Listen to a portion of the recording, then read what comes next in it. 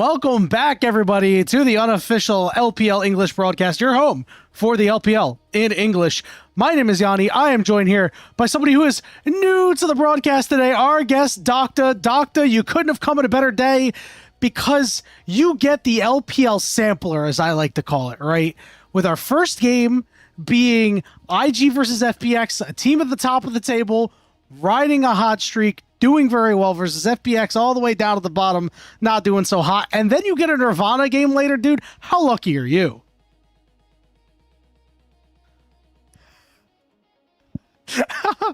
True, bro. Times have changed. And the way they won too?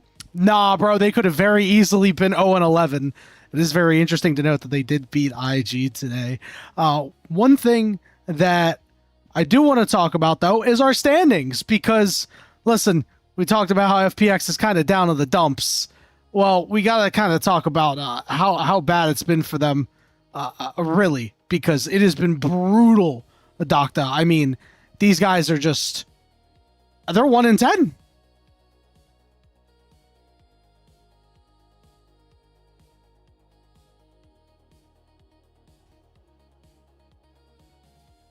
Oh. Uh-oh, hold on. We got you. Don't worry. Oh, no. Now he's just molding about his audio sources. Oh, It's okay. It's okay. Why did it default to just taking, like, my Spotify? What do you mean? That's hilarious. You're just playing Spotify copyrighted music from us? This is crazy. God. You know what? I've got a bone to pick with Spotify because they did that thing where if you link it to Discord and you're talking, it thinks you're a streamer and then, like, pauses the music for you. And I'm like, no, bro, I just yap. And, like, technically, if I'm casting, that is kind of streaming, but no one else is hearing the music. That's just for me. True, Spotify honestly. stuff, Discord snitch and they pause it. You know what they do. It's tough. It's a tough world out here, but as we were talking about, it's been a tough world for FPX because they've been near the bottom of the table. It has been very, very rough to see how far they have fallen. As you mentioned, back in your day, they went to Worlds, and yeah, it's just not the same. It's not the same world we lived in, 5 years ago? I mean, it's pretty brutal. You see where IG sitting at 7-3. I mean, the bad news for FPX is they're not getting out of that bottom four. The good news is they have a chance to get out of that bottom two and ascend. The even worse news is they got to not drop a singular game. Hope JDG doesn't win in a single game. Oh, and they still have to play against BLG and Top Esports after today. And I got to be honest, there's a lot of wins and not a lot of losses on those teams. They got a 2-0. I mean, never say never, you know? I am saying never, buddy. Surely, guys, surely they can pull it out. I don't believe in the slightest. So what's the problem actually been, right? Like, there's not a lot of W's in the column. What's been going wrong for them? Yeah, so I think some of the big problems are, I think Care is generally pretty outclassed in the mid lane. I think mid lane has been pretty solid in Group Ascent.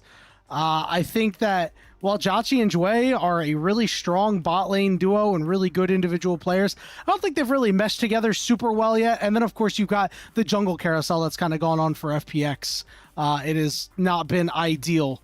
And overall, I think just a lot of the teams in Group Ascend are much better than them, my friend. It has been a tough go at it. And one of the teams that is better than them, you saw it on the standings, and now you're going to see it here, is IG, going with a lineup that's got a lot of familiar names. The Shy, Wei, Rookie, Gala, and Mako. And Wei has been so good for this team, my friend, because he's a laner's jungler, as Cubby said. God, and isn't that just what you want, you know? When you're out there sitting in your little top lane island, when your guy says, hey man, what do you need? You go, what? What do I need? Me? And then suddenly he turns up as opposed to your solo queue, you know, plat 3. Oh, I'm gonna lock in Nidalee and I'm gonna absolutely tear it up, and then dies invading 4 times in a row. Oh my out. God, dude.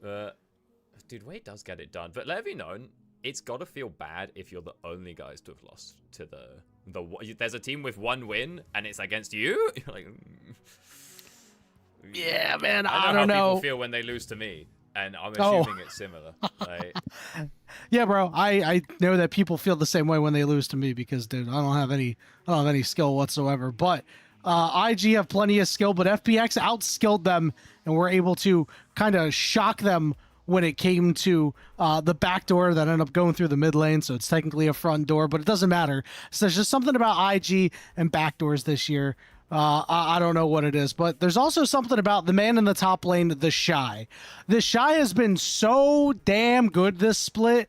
He started to move over to tanks as well, and his mechanical prowess on these tanks has been really, really impressive. that is one of the things, right? People go like, oh, tank easy, tank boring. So true, got me masters. But if you're goated enough, like if you are the Shy or even like Impact, being able to properly limit test your tank gets you so far.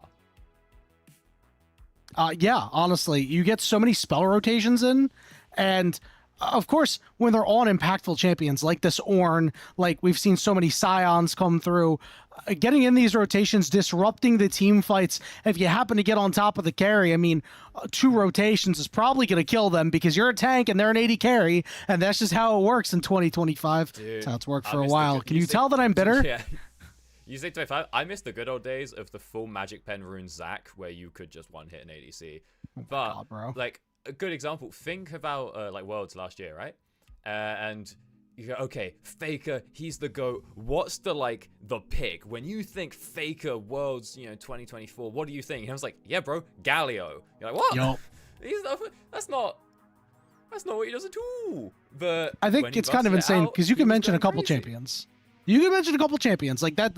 I think the Galio was super insane, but every time I think of last year's Worlds, I think of Faker on Silas stealing that Rakan ultimate and just ending the game on the spot and going, oh, they're gonna go ahead and win this series. And yeah, it's one player that, much like Faker, will sometimes carry his team kicking and screaming because we know how the Shy can be and we know how Rookie can be sometimes. It's Gala. Gala is the player to watch here because this guy has been so incredible here in Split 3. One of the best AD carries we have in the league, really finding his form, and it could not come at a better time, Doctor. Dude, okay, on one hand, he gets it done. On the other hand, is it not kind of, in this economy, is it not a little easy to be goated on ADC? If we're sitting out here, we're picking Yunara, we're picking Sivir, is it not just a bit of an attack move towards 5 people and call it a day buddy. angle? This guy's diminishing the great work of AD carries. What role do you play? What role do you play, sir? I must know. Top, dude. Yeah, of course, it figures. Shen abuser. Bro fails to get rotations on the back line and goes, man, this AD carry attack moved, bro. I don't know what to do. No, I play Shen. I just press W. I'm chilling. Bro plays Shen. Oh my goodness. And he's like, AD carry so easy as I taunt the AD carry. I think AD carry is easy because you give your AD carry shields. Bro, hey, when I play AD carry in bronze, I'm great at it. You know? Did you just say you hit Masters at one point in your life? Yeah, bro. What of it? Of course it's easy, bro. What are you talking about? I never said anything to infer otherwise, all right? I'm just speaking facts, dude. I'm sorry. Do you think that Messi is struggling when he goes to the 5-a-side pickup at the primary school, bro? Like, bro, I don't think he's gonna go there and say it was easy. Yeah, well, one team that is, again, as we've talked about earlier, not having an easy time, it's FPX. Take a look at the roster. We chatted about them a little earlier. It's Sheer in the top lane, IYY in the jungle, Care in the mid lane, and Jachi and Zhui in the bottom lane. Again, those guys are the crux of this team, but it just feels like so many other teams in the LPL. The bot lane is stable, but the top side is what struggles the most. And you know what? If the top side's struggling, it's obviously a jungle diff. I've always said that. It could never be Sheer. It could never be the top laner. It's always going to be his jungler's fault. Might be right. We all would just do well to remember that, I think. You might be right. Because never has the problem been the top laner. No. I mean, listen, Sheer had a really, really good series against AL, specifically in Game 2, because FPX, they kind of got rolled in the first game. It was very, very bad. Second game, though, This guy got really strong on Renekton. He was holding the game together with sticks and tape and not even super glue, just regular glue, bro. Like Elmer's, like, nah, it was not enough, especially against a team like AL. But hey, FPX, they were in a winning position in game 2. They decided to do the Otacon when nobody was down on the side of AL, and I'm sure, I saw your face there for a second. I'm sure we've had a ton of Otacon throws all across the world in scenarios where teams really shouldn't have gone for it. It's just crazy because we've known how to do objectives for nearly 15 years. Lads, it's not that tricky, We come and figure, oh, everyone's alive. Maybe we don't go to Baron this time, right? I love Otacon. I love what he does. What I will note as well, you're saying like, oh yeah, Sheer doing the 1v9 Renekton.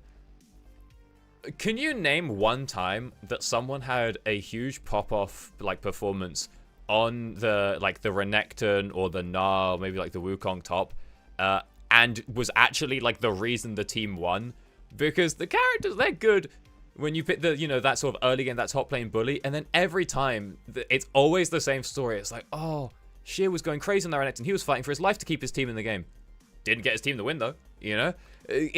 There's only so much you can do with those, and you're investing a lot into having like your strong early top side, and then but it can't actually go anywhere. So if you give me the guy who can just comfortably just go like just go down like 40 CS on a tank or something, as opposed to being like, oh, I gotta match it, I gotta meet the pressure. It's like, bro, if you can just scale safely, you're gonna be fine, dude.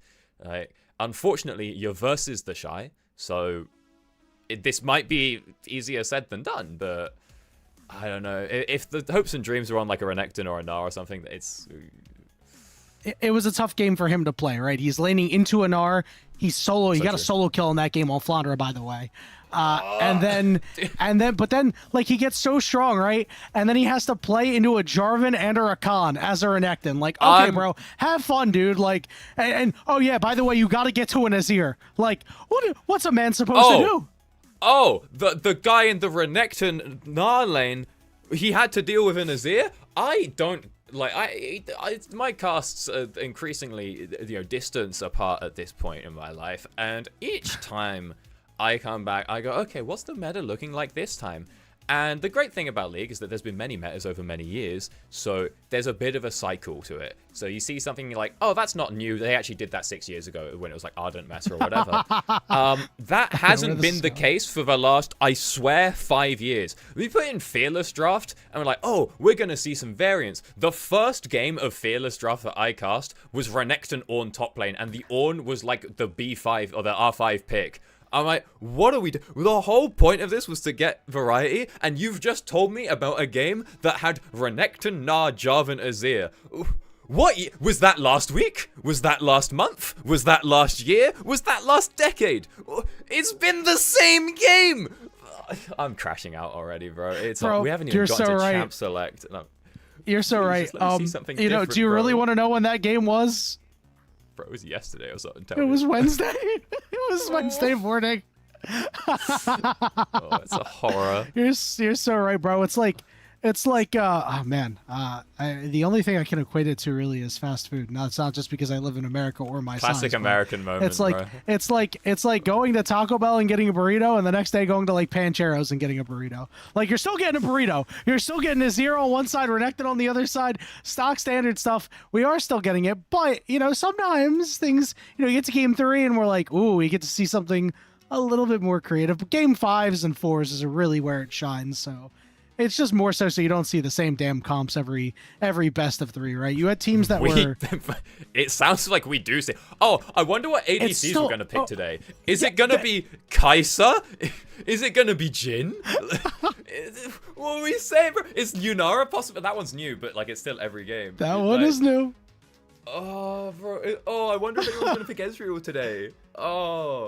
I know that ADC is like a smaller champion pool, so it's fine. Occasionally you get like the Sivir or the Kog'Maw come out. But it is just like, oh, what are the 3 ADCs we're going to play today? Is it Misfortune, Ashe, and Jhin?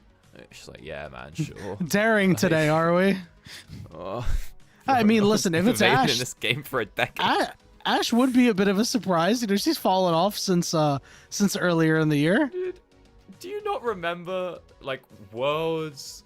Was it like season 6, season 5, where it's like semi-finals and KT bust out the misfortune support pocket counter to Zyra and the crowd goes wild.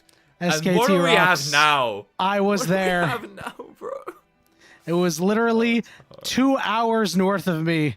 That was an absolute banger. I don't know if we'll get a banger on that level in this series, but hey, the last time these two teams clashed in Split 3, it was a bit of a banger as we head into the draft here. That Yunara going to be taken off the board. So again, you know, that new flavor, that new hotness that everybody's been playing that is still at least a little fresh, not going to be here. Okay. I am very out of touch with the meta. I'm going to call this draft perfectly from the first minute. Okay. My goat. Not sure what the last ban is going to be, but it's a Kai'Sa B1.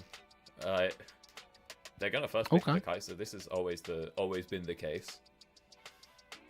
All right, let's see. I'd be surprised if they did, to be honest with you, because we have seen a lot of priority around these junglers, and people are just blinding Trundle. I think it's kind of ridiculous. Wait, are we back? Hang on, I was a disgusting Trundle main for my entire competitive career, short-lived and winless as it was. Are we back? Bro said, I want you to put out the word that we back up. Am I logging back in? Dude, I used to love... Bro is logging in as we speak right now. He said, hang on, guys. I'm queuing up. I don't need to cast this okay. game. Oh, it wasn't B1 Kai'Sa. It was R1 Kai'Sa. My bad. It was R1 Oh, Kai'Sa. what are we going to pick now? Rakan? What are we going to pick? Oh, we're going to pick Jarvan here? We're going to pick Orianna? What are we doing, dude?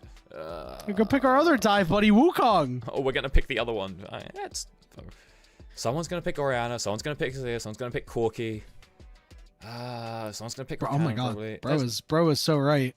All right, hold on. Wait, are we back? Is Annie also a priority? Oh, yeah. Oh, yeah.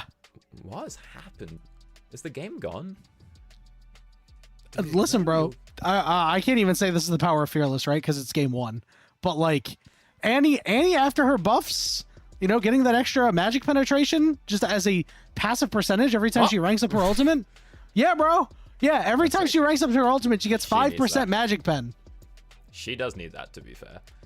True, and she has been pretty darn good. Her lack of range at times and her inability to roam without dropping CS has been a bit of a problem throughout her stay, but she's been good. We are on a new patch, and Kiana's real strong right now, mostly focused in the jungle, but apparently her mid lane win rate is kind of high right now. Gosh, I mean, Aurora daring today, bro. Actually, I'm kind of locked in now. There's a Trundle on the screen. I used to do the whole, it was like 3 points Q into Emax Trundle, the Nidhogg special. That thing was crazy. That gets you far in life. And I can't believe we're in a world where you can first pick Trundle. Also, what happened with first pick Trundle? Is this surely not a Kindred? Is it like, I know that's like more of like Milky's pick, but that's like the day one counter, right? Yeah, bro. Listen, that ain't it. That ain't it in this world. That ain't none of these champions are it in this world. Kindred's your single solitary pocket pick, and that's really about it. So we're seeing the second half of bans come through, already trying to get rid of some of these safe AD carries because FPX, they want to dive. And if I'm IG, I'm banning out some of these dive supports. You know, Rel gonna be pretty good here. Heck, anything that can go a little deep will be solid. Yeah, I mean the wall is pretty big, right? Like you have the Scion and the Trundle, and it's like you have to be a little careful. Like something like Rakan actually isn't going to really get through those quite well. He's kind of just going to get bopped. Just being able to just have the physical body of a Scion throw down his cube. Also, like the pillar, if you're goated, and let's assume that if you're on IG, you're probably okay at the game. You can disengage quite a lot with that. Like, you know, we're not seeing the Rel here, because, like, you can just pillar it. Let it be known, the most generational pull I've ever made in my life was casting, like, 3 years ago or something. It was, like, when Rel was, like, just coming back into peak meta, and I just mentioned on cast, I'm like, dude, someone needs to bust out the support Trundle as a pick to this. Like, that's the pocket. That's what's going to get us through it. And then, like, 5 hours later, I get a DM from one of the players. He's like, hey, man, great cast. As always, you know how I do. And he's like, I was watching it back. We've been labbing the Trundle as a Rel counter. Like, we didn't do it today for reasons, but, like, it's good. And I was, because no one had played Trundle support for, like, years, I was so vindicated. I was like, I am the best to ever do it. So I've don't been pick scarred Rel by here, Trundle support, personally. It's been tough. I've been So fun. personally victimized by it all the way back in season 4. Actually, I got victimized by former curse support elements in a competitive game that was not fun. We're going to see the Ambessa get locked in here into the Scion. So the Scion can disrupt her a little bit and make life a little hard in the lane. But with the Scion in the game, always liable to have a lane swap and have him go into the 2v1. Are we still doing that? Didn't that get popped? Oh, you just mean later on. You don't mean like the level. Yeah. Like within, like, you know, after like 5 or 6 minutes, usually first back, something like that. Want to go set up for grubs and get a, you know, a 2v1 up top. Dude, it's not looking great for FPX right now. Because I think this is just your standard front to back goated team fight from IG. The Rakan, if that gets locked in, it does a nice job because it can go in, it can go back, it's very flexible, right?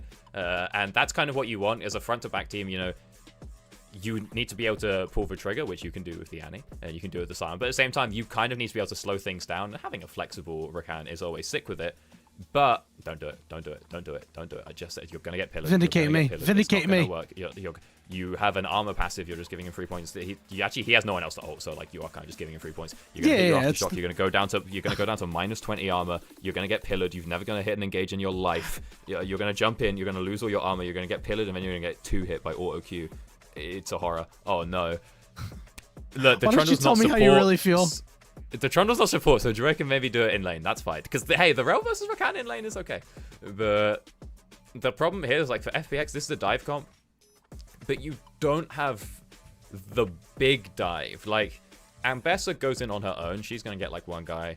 She just disrupts it. It's weird. Because it's not an engage. There's not really CC. But it's not really an assassination because she might not even kill the guy. But it's kind of just like fake CC because you're a distraction, right? Which is basically how Rakan works as well. You are a distraction of sorts. But the problem is that, you know, if you have the Aurora, you want someone to actually bring some CC. If you have the Kai'Sa, you want to be able to dive in, but that's off someone else's CC. And the Wukong is a little bit too short range. So if you put like Kai'Sa and Wukong together with like an Ornn, well, hey, we've got something going. I feel like it's all just a little bit too short range here, and it's pretty easy to get kited and pillared. And FPX may never get that dive that they actually want. I tend to agree with you. I think that a lot of this game is going to be on IYY specifically because he's going to have to take really creative angles in this game in order to try to get to this backline. You can't just walk up to these guys, right? They're not going to allow it. Sivir, if they are in any danger, Sivir's going to pop her ultimate. They're all going to run away. Half the time, if your engage is a little half-hearted, well, they're going to absorb it initially with this Trundle, with this Scion, and then they're going to run you down with the Sivir. I think the big thing is trying to do whatever you can to make sure the Sivir cannot be relevant in the game. If you give her a little bit of space and you're not doing a whole lot by the time you get to the mid-game as FPX, you are going to have a bad time. We are heading on to Summoner's Rift here for Game 1 of our best of 3 series, the first series of the day between IG and FPX. Let's get it. So wait, so why is Trundle a first pick? I assumed there was some big strong buff. champ. Strong champ. My goat, so true, but like there was no buff or anything. People just out of, because I know there were like, there's been like a lot of champions who've been like pushed into jungle recently, as Riot love to do every so often. Shout out Silas. I miss Silas jungle. Hopefully it's better now. But like, it really is just a yeah, we just forgot this one was good angle, or yeah, I mean, I always get a little perplexed when I see it come out first. I think this champion is just absolutely absurd into certain champions, and obviously here you're gonna get a lot of value out of, you know, hitting the rel, as you mentioned, you know, in extended skirmishes with IYY. Once you're level 6, you know, you'll get there too. So we did see that ward get put down, as FPX will know exactly where Wei is going, but the question is, will they actually be able to do anything with that knowledge? Yeah, I mean, I don't think there's a lot you're getting done. Like the Trundle's not going for that crazy, you know, he's not doing a level 3 gank or anything. There's, I mean, I guess if you're a cheese mastermind, you might be able to go for just like buff to buff invade. But you probably have to start on the red for that one as well. It's just nice to have a bit of intel, but realistically, I'm thinking this is just a full clear angle from both junglers, right? Yeah, I wouldn't be too surprised at that. And I'm not really expecting too many fireworks in many lanes either. You know, down here, it's It's going to be kind of chill. Obviously, FPX are going to get poked down a little bit. The bouncing blades do a whole lot. Kai'Sa's not super strong early, even with her best pairings. The one thing is, we could see in the mid lane, maybe IYY do something, or if Kara pushes up too far because, the Aurora has the range advantage. I mean, that was a hefty amount of XP lost down bot. I think it was 2, maybe 3 creeps taken away from FPX there. Maybe Jue picked up...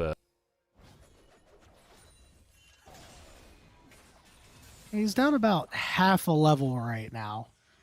So that is always rough.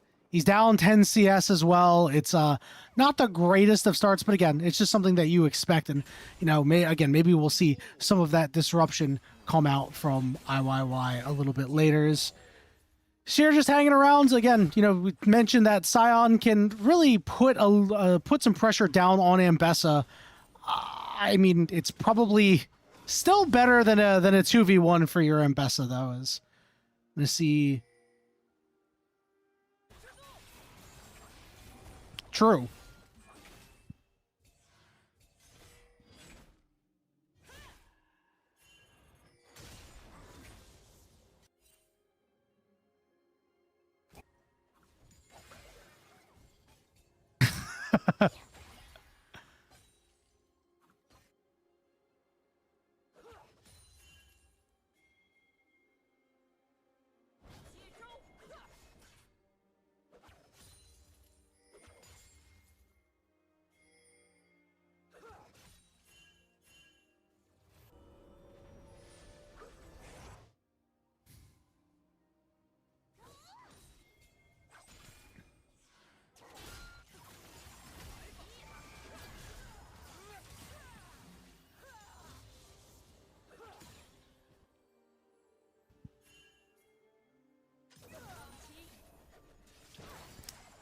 Yeah, being down that much is a bit problematic. We're going to see heal get burnt here by Mako just to make sure that Gala can stay in lane and really continue to oppress this bot lane. I mean, we saw Jachi just come back, and now he's down to about half HP again. And, with IYY on the top side, I mean, help is not coming. We do have Dragon up in 10 seconds. I do wonder if, what prioritization we're going to see. I imagine that once IG is done here in the bot lane, they'll probably head up top. Am I back? Am I in? Are you in? I don't actually know. Let's in what go. world He's back. do I turn off my webcam and that cuts audio from my mic? We love tech. How? Technology is the greatest thing ever until it doesn't work. Technologia. Oh, we're going to see Wei start up this dragon, but he is going to spot out IYY. He'll just take a bite out of the clone, but he looks like he's going to beat him with a club. Deep here. And that's slow. That's slow from the Hextech Drake. Actually clutch. Kind of put in some numbers, but presumably at some point you get collapsed on there. I was wondering if this was the plan, seeing Wei start top, an early Drake solo coming out from a Trundle, especially when you have this kind of bot prio. I thought that Ivy stopping to, or IYY even starting in the top side would sort of dissuade that, but not really a lot that you can do about it, as even Tibbers makes an appearance down here, and that is going to be their first dragon going on over to IG, making our way towards the first stack of any feats today. Very good stuff from them, using a lot of this early power. And for FPX, we talked about it. It's going to be the level 6 show for them, right? It's IYY who's going to need to step up and use this Cyclone and find these creative angles while his team is strong. The only problem is Jachi is a little weak right now. I feel like you have to play around Kara a whole lot. In a minute and 30 seconds, we could see something like that happen. Surely not. I mean, yeah, Jachi has a Ko and Gala has a BF sword, but let's not say he's weak. He's scaling, bro. Would you like me to say he's very weak? I can do that. He's coming out of his shell. Oh god, the Ko's actually been picked up by Gala as well, so that's a horror. Truly, there's nothing going on in the bot lane for Jachi, but you're playing Kai'Sa, you can scale, right?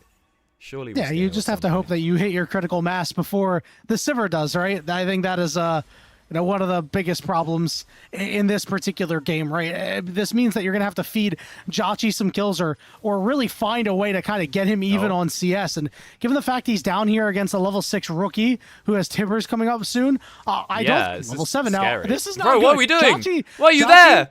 Okay, he's got his cleanse, but, bro, this is... You can't cleanse death. Tibbers? You're dead. Oh! The flash. Tibbers What not are we doing needed. up here, bro? Jhachi, you're far up. My God. I was about to start saying about how this was actually good because, like, okay, Jhachi just gets to chill, solo lane, solo XP. That XP adds up for the, which is actually kind of helpful when you're playing Kai'Sa because, like, passive shenanigans, I think, for the attack speed. Not too sure. But then he just gets solo boloed. And that's the first blood going on over, which is neat. Actually, it's not a feat anymore, is it? But it's a stack towards a feat. You know what the worst thing they ever did was? When they changed it back to be first to be first to 3 kills, not giving the gold back on first blood. It's still only 300 gold. What are we doing? Crazy. It's so absurd. We needed to give that gold back. As IG have started up these grubs, IYY, as well as the bottom lane of FPX looking to collapse, but Rookie's on his way. Remember, he still has that ultimate.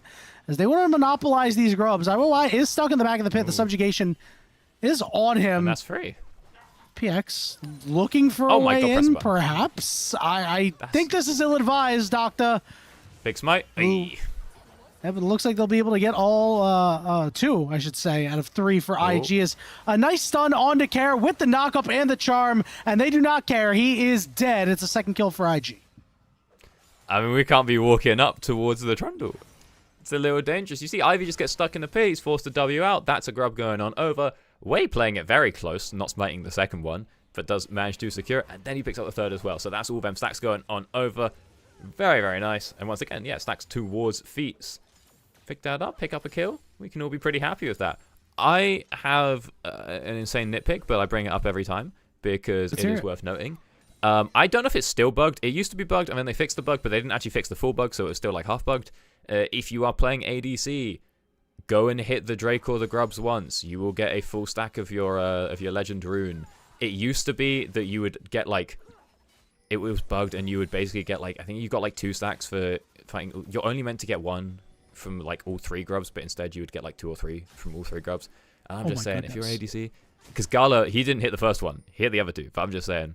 I'm furiously taking notes right now. One if this auto is still a thing, just gets you, like, 4% attack speed or whatever it is. Like, just go do it. Just hit it once. It's fine.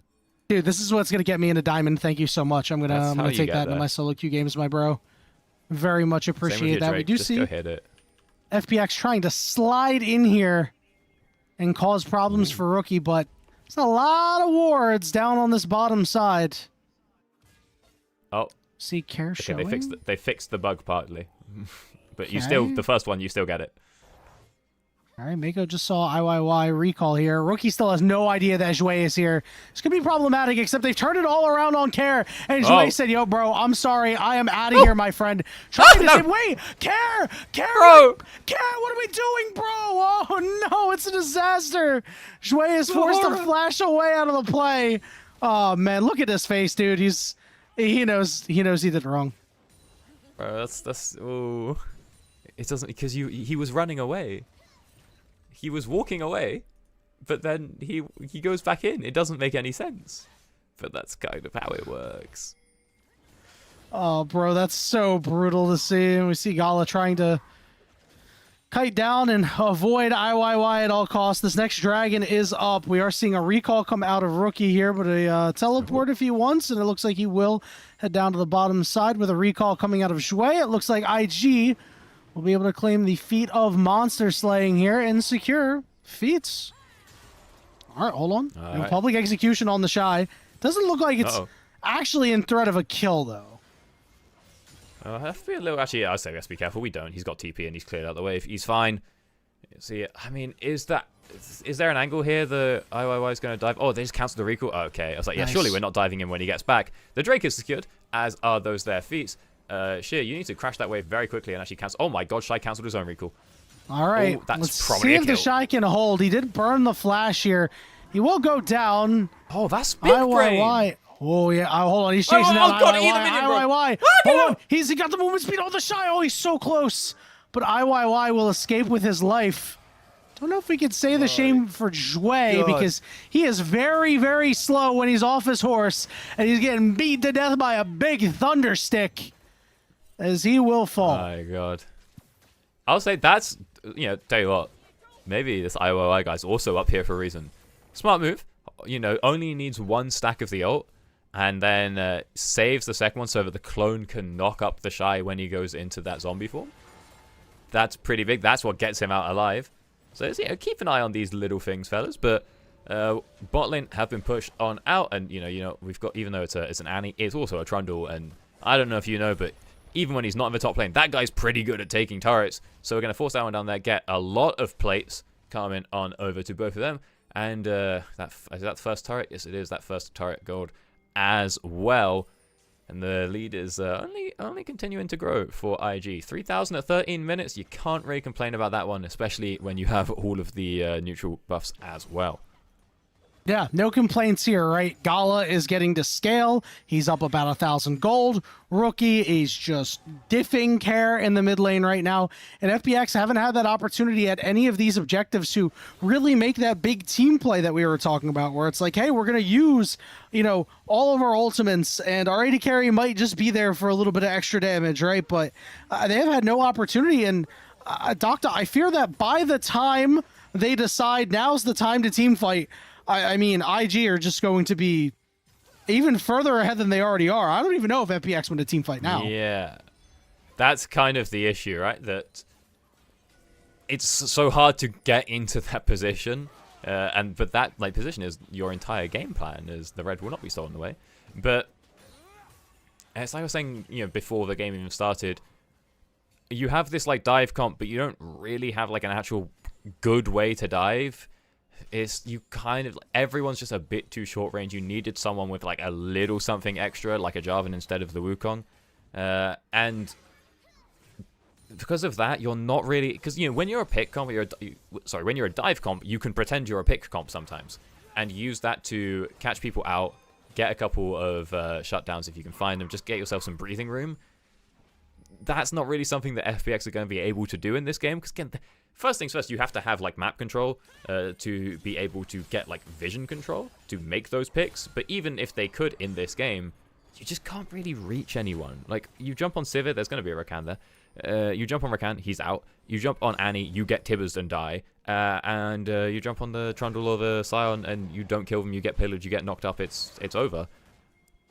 So, I'm not sure what the master plan for FPX to get back into this one is, other than just, the world's worst team fight coming out from IG, multiple members just all in the wrong places, and maybe FPX could just 5v1 someone and maybe get, 2 kills. I don't know, but it's a scary one. Oh, it's a big pillar. Cancel the Drakehound step.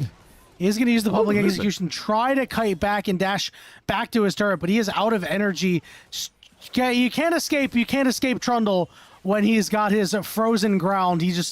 It's his domain. He's too fast. Now FPX on the other side of the map, going to at least take this Herald, unless Tibbers has something to say about it. No, they will be able to secure that. So can they actually do anything with it, is the question. Yeah, I mean, that's not bad. We've traded one for Herald, and a kill is a kill. You know, that's worth your 300 gold or whatever. But the Herald represents infinite possibilities, you know. The Herald could be more. We'll see how they use it. They may not be able to, but there's a world where now, yeah, if they make one pick later or someone missteps, oh, we get an extra turret. Maybe we get a turret and a half. It's, you know, I'm going to take that trade if I'm FPX in this situation. Yeah, without a doubt. I'm not FPX, but I do think there's a world where they use it for this dragon, because oftentimes we'll see teams leverage the Rift Herald to go and get a dragon, and right now IG is stacking up pretty hard. We do have 10 seconds until this dragon. We have Flash on IYY, so there is potential for a big Flash Cyclone play. Yeah, your AD carry has down items, but it feels like, again, we've talked about it, you're kind of in desperation mode, but IG are all here. We're going to hop on top of Care. God. Ghost Burn from Mako, but he'll be able to escape. I don't know the oh god. Oh, we can't be face checking that one. Jue right into an unwarded brush and got a face full of tibbers. Riftchild is going to be used in the mid lane here. We do see a teleport coming in from the Scion. Kara's going to drive this one in and get hopped on. This is a little problematic. Not everybody is here, but Rookie does represent a lot of damage. Kara trying to hop away, but the Shy is sticking on him. Flashes after him, gets the job done. Redemption getting put down as well. Rookie getting the speed up from Gala. IYY forced a flash over the wall, and IG just to have total control of this game. I mean, it's a horror. The call is like, oh, we're going to go for the turret because they're going for Drake. This makes sense. You see the Herald getting deployed. But then it's like, well, we know they're going for Drake. Why are we walking towards the Drake, lads? Why are we going to the bush?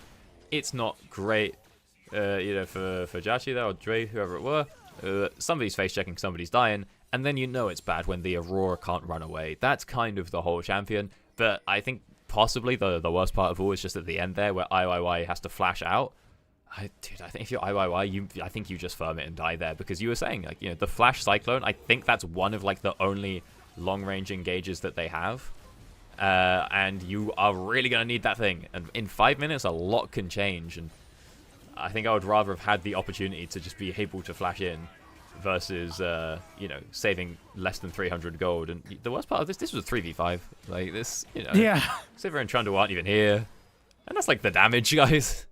Yeah, it's pretty depressing. I love your wording. Anything can change. I think your wording needs to be a little bit better. I think your wording should be, it could get worse, because I don't know if the Flashless Wukong is going to be able to turn this game around enough. Now, the good news is we have 1 minute and 20 seconds until Otacon. You and I talked about this before the cast. Otacon is the magnet. We are just going on way for 0. And we're going to turn over onto the Shy here. He's stuck in a 2v1 for right now. Make it a 3v1 because Jachi's able to get over the wall. It's not a shutdown, but it is gold all the same. It's a kill for IYY. All right, there's a bit of money going on over. That's what I mean. Eventually, you put enough people against one guy, you'll get it done. I thought there was actually a world the Shy might be able to walk out, especially when Jachi doesn't have, like, Gwinsus or something. But we figure out, get the kill. But like you said, it's not really... It's 300 gold. Okay, it's like 500 because of the assist sharing, but, it's not getting too much. It might turn into a turret as well, Sheer picking that one up, but you don't want to be losing your tier 2 turret top, and that's exactly what's happening. We've got too many people here. Let's be clear. We don't need everyone getting involved on this turret. You see, that's 104 gold between them. Isn't it tier 2 turret worth like 600? Why are we sharing it between 4 or 5 people? If now we got bounties. Give it to one guy. We got bounties on mid and bot. Hey. Okay, FPX. I see you making some macro plays. All right, now they're only down 3.5k. That's fine. They were 3k at 13, so 3.5 at 20. Yeah, let's see if they can actually get out, because Mako is on his way. He's going to meet Jue. He's going to be able to get Jachi as well. Jachi is forced to cleanse Flash. But they're still on the chase. IYY in trouble now, stunned up. He falls Jue with the big Magnet Storm. Kara coming in over the top, but he just don't have the damage. Now here's Ambessa in the thick of things. Timber's getting thrown down. Gala still alive somehow as Jachi burns away. And then Kara, the last one, falls. And IG dust off their shoulders and say, it's all good, baby. And it was so close, but it also just wasn't. We can get there if we're FPX, but the engage comes onto Jackie. He doesn't cleanse the charm, so he gets hit by the knock-up, and then after that cleanses nothing and flashes out. It's like, you can cleanse the charm, you can flash for knock-up. Don't do both. See here, like, if you just cleanse the second that charm comes in, because he had the move speed boost from his E, you can probably get out without flashing, or you can just flash it first, that's fine. But then here, it looks like it can turn around, but, like, again, Jachi's just not really hitting anything. And, he has a right to be scared, but surely at this point we can get a couple of autos in onto Mako there. Just get something going. Let it be a little bit safer for the rest of the boys. And then a lovely little knock-up comes through from the Shy that basically cancels the auto that would have killed Gala. But at the same time, I feel like Kare's, like, kind of split. He's not really sure, do I want Gala, do I want Mako? Like, sorry, not Kare. Yeah, I get it, okay. Like, he has the options to go for both and can't really decide it, and I don't know, bro. It's there. We just need to lock in a little bit, but unfortunately, that was, like, probably the best team fight they're gonna get, and 4 of them died, and now it's a 6,000 deficit, and Atakan's being picked up as well. This FPX game reminds me a lot of what happened to me the other day. I walked out of my house. I walked to my car to go drive, go hang out with my friends, and I realized, oh man, my keys are in the house, and I locked the door. They're locked out, and they were never locked in, bro. Like, it was just impossible for them to actually get anything started. From the first moment of this game, it seemed like it was a total disaster. We do see Care coming in on the teleport because in 10 seconds, this Mountain Soul will absolutely put the game away. And Wei just knows, man, the heat-seeking missile right on top of Sheer. And Sheer forced a flash over the wall. He is cooked. What's the plan there? What are we doing back there? Who do we think we're picking? Who are we assassinating? That's what Wei asked him, bro. Wei said, what are you doing back there, bro? Dude, now it's a 5v4. We get the Atcan and manage to get down to a Drake in time. Nothing ready to be done. Tibber's zoning the entire team, and that's the Mountain Soul being picked on up as well. And yeah, it's gotten very rough very quick. It actually has been rough for a while, but it's gotten even rougher. They've upped the grit on lowered the grit on this sandpaper. I don't know which way around it is, but in either case, that turret's not sticking around. Now, you asked earlier, what's going on with FPX? Now you know. This. Gestures vaguely to the team. It's been a lot of this, and you know it's quite tough, right? You know it's very different than what happened in Split 2, because you had 2 more teams in Split 2 in Group Ascent, right? And FPX finished in 8th. They were 6-12 overall, right? And you know they were not the farm teams. The farm teams were NIP and Thunder Talk. We're now down in Group Nirvana. But unfortunately, when you drop the 2 farm teams, you become the farm team. Now, there are some really interesting caveats to the way that FPX were in Split 2. They managed to win a series against AL. They won a series against BLG. They won a series against JDG, right? These guys were like kind of giant slayers. These were the teams that finished 2nd, 3rd, and 4th in the regular season in Split 2. But it just has not been the same in Split 3. It has been nothing close to the sort, except they still retain the Giant Slayer gene for beating IG once. But judging by the way this game has gone, I don't think it's going to happen again. You know, there's a saying I heard the other day in regards to poker, and they say if you don't know who the donkey is at the table, it's you. And it's you don't know who the fish is, it's you, baby. Yeah. Well, I think they know. It's you. If you're 1 in 10, oh golly, you have to know. Oh, okay, that's not bad. We are going for it. At least we're giving it a shot. The wallet diff, though, it's just too great to this point. Jachi tried to make a certified Kaisa moment happen, and it just ain't happening. Kara gets one on the back end, but IG will ace FPX. It looked so good for such a short amount of time. There's the big knock-up coming on him. We get the deep engage. Care's coming on through, putting out AoE, but like you say, it's a wallet diff. The damage just isn't quite there. If Ivy can live like a second or 2 longer, if Care or Jachi can put out a little bit more damage, it's fine, but they just can't get it done. Jachi, I think I want to say again, maybe a little too hesitant on it. If you're playing Kaiser and you're down like 10k, you've got to start ripping it at some point. But it looks like actually IG are not pushing forward for those inhibs. They could like 2-hit those. But I think they sort of recognize that they'll just get them later. And they're not really going to... Because they're going to take these inhibs and then they're going to recall. Yeah, so they'll why just get them when they win the game. Yeah, like you can just get them later. You're in a winning position. And this way you get to take the camps with you on the way out. But look at the engage. You know, it's a good combo from the Whale Rukon. You get big knockups all across the board. You're getting big AoE. But Care's a bit too far away. As a Jachi, like, really could have ulted in... Maybe not with the full engage, but you see there, like, Rookie was on low health throwing out spells for a really long time, could have got. Same thing with, like, Care, it's just a little bit too far back. It's like, bro, you're Aurora, like, you're kind of supposed to be jumping into the middle of 5 people, and then just trying to, like, keep yourself alive, but maybe, I mean, I don't think that they win the fight if they commit harder. I think they just lose it a little bit less hard, and maybe it doesn't matter. Yeah, and I mean, at this point in the game, you know, you're better off just losing a little less, right? Now, my big question to you is, IYY used his flash in that fight. You think 5 minutes before, if he makes that play, if the result is any different? I mean, oh goodness, bro. They tickled Wei. Wei is healing off of them. Magnet Storm gonna land. There's double knockups coming through. Jachi hit someone, but it's just not press enough. the right click button. Oh man, it's so brutal. Poor Sheer. I mean, listen, I would be terrified too. Annie running at you with Sivir ultimate when she's this fed is a damn scary prospect, man. They've used everything already. Just right-click a frontliner for 2 seconds whilst the cooldowns Oh are no, gone. he's dead! Oh wait, no, he's alive. Tibbers is beating the tar out of him, but he's alive. See what we doing? Final push coming in here. Only a couple of minions left, but it just doesn't matter. FPX is resigned to their fate. Nice interrupt there. Just padding the stats, improving the KDAs a little bit. And IG, you can't even call it a mercy kill because we still have a second game to play. 3 kills on the board for FPX. You hate to see it. It's not great. But, I mean, hey, they had a moment. I mean, just from minute 1, the bot lane is just going atrociously, you know, off how hard those waves were getting manipulated. I guess the question now is going into game 2, you have to think like, okay, do we actually like play around that? Like, are we going to put resources into bot? Are we going to pick something super aggressive? Or do you say, these guys are just better than us? Like, we're not winning that one. Let's lock in Varus. Admittedly, they banned it this time. But we'll say, you know, we'll just lock in Varus, lock in Ashe, lock in Jhin, and just be like, hey, I'm a utility guy. Given that I never want to see Joshi on Kaiser again in my life. That guy was terrified.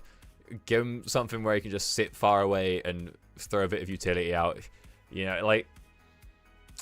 Because sometimes you're in that situation and you have like your ADC or your supports like, we need resources, like we gotta fight these guys, we gotta really put the screws to them, get us a strong lane, and then like everyone on the team knows it's like, bro, you got gapped. Like, yeah, there's not a lot we could give you like Ezreal Karma, you'd be under your turret like on wave 3. Like, what do you want from us?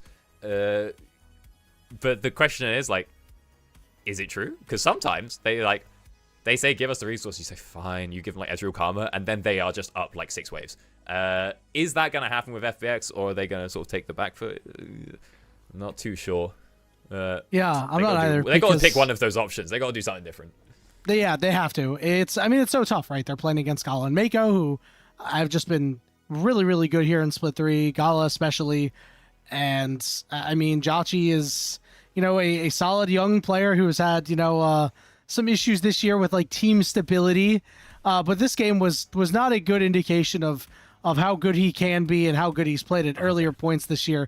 But listen, you're going up against Gala. If you ain't, you know, a top ADC in the world, you're probably going to lose to a Gala X lane. It doesn't even matter who's there. And I mean, you know, Mako, we know, a big veteran, has been so good throughout his career. It's a tough assignment for them to go into. So I am with you.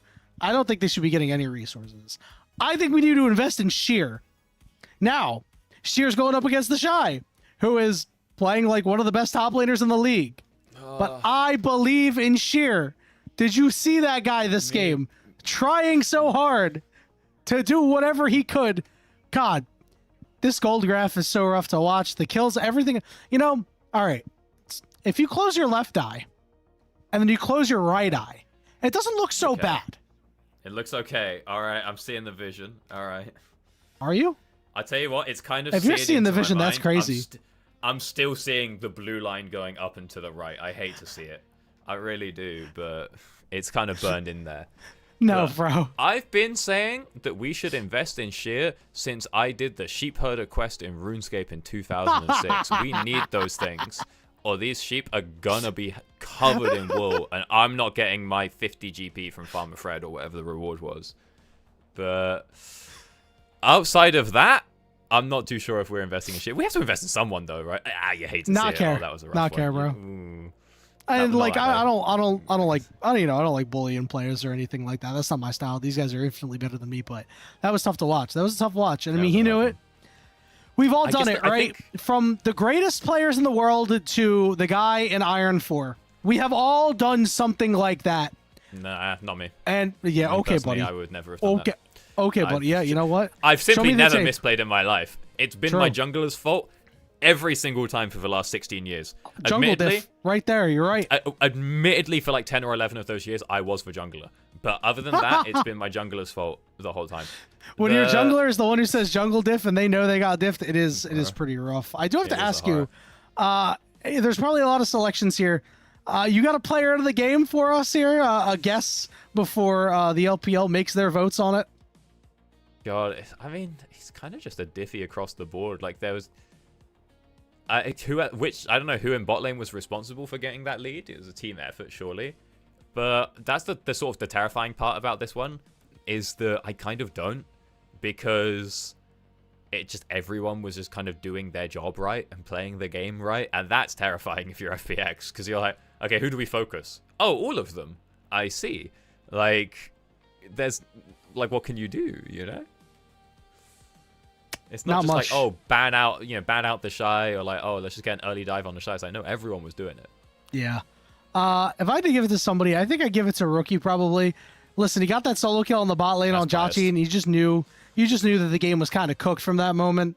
I think you could also give it to Wei. I think Wei in these fights was just absolutely ridiculous.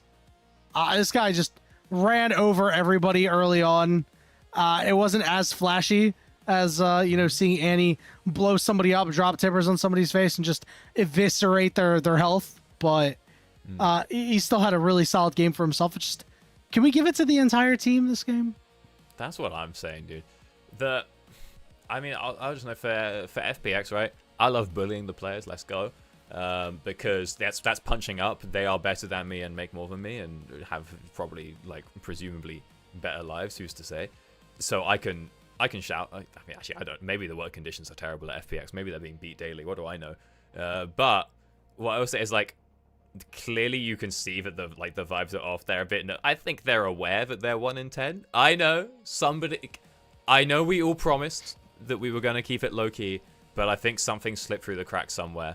Because again, you can see with Care, like, just, misclicking or like clicking a bit too far, running into the wall and then zipping back or whatever. With how Care and Jhachi were playing that final fight, where it's like, bro, the game's over, and we're sitting 3 months away. Like, we have to go in, but they're just like, I don't want to be the guy.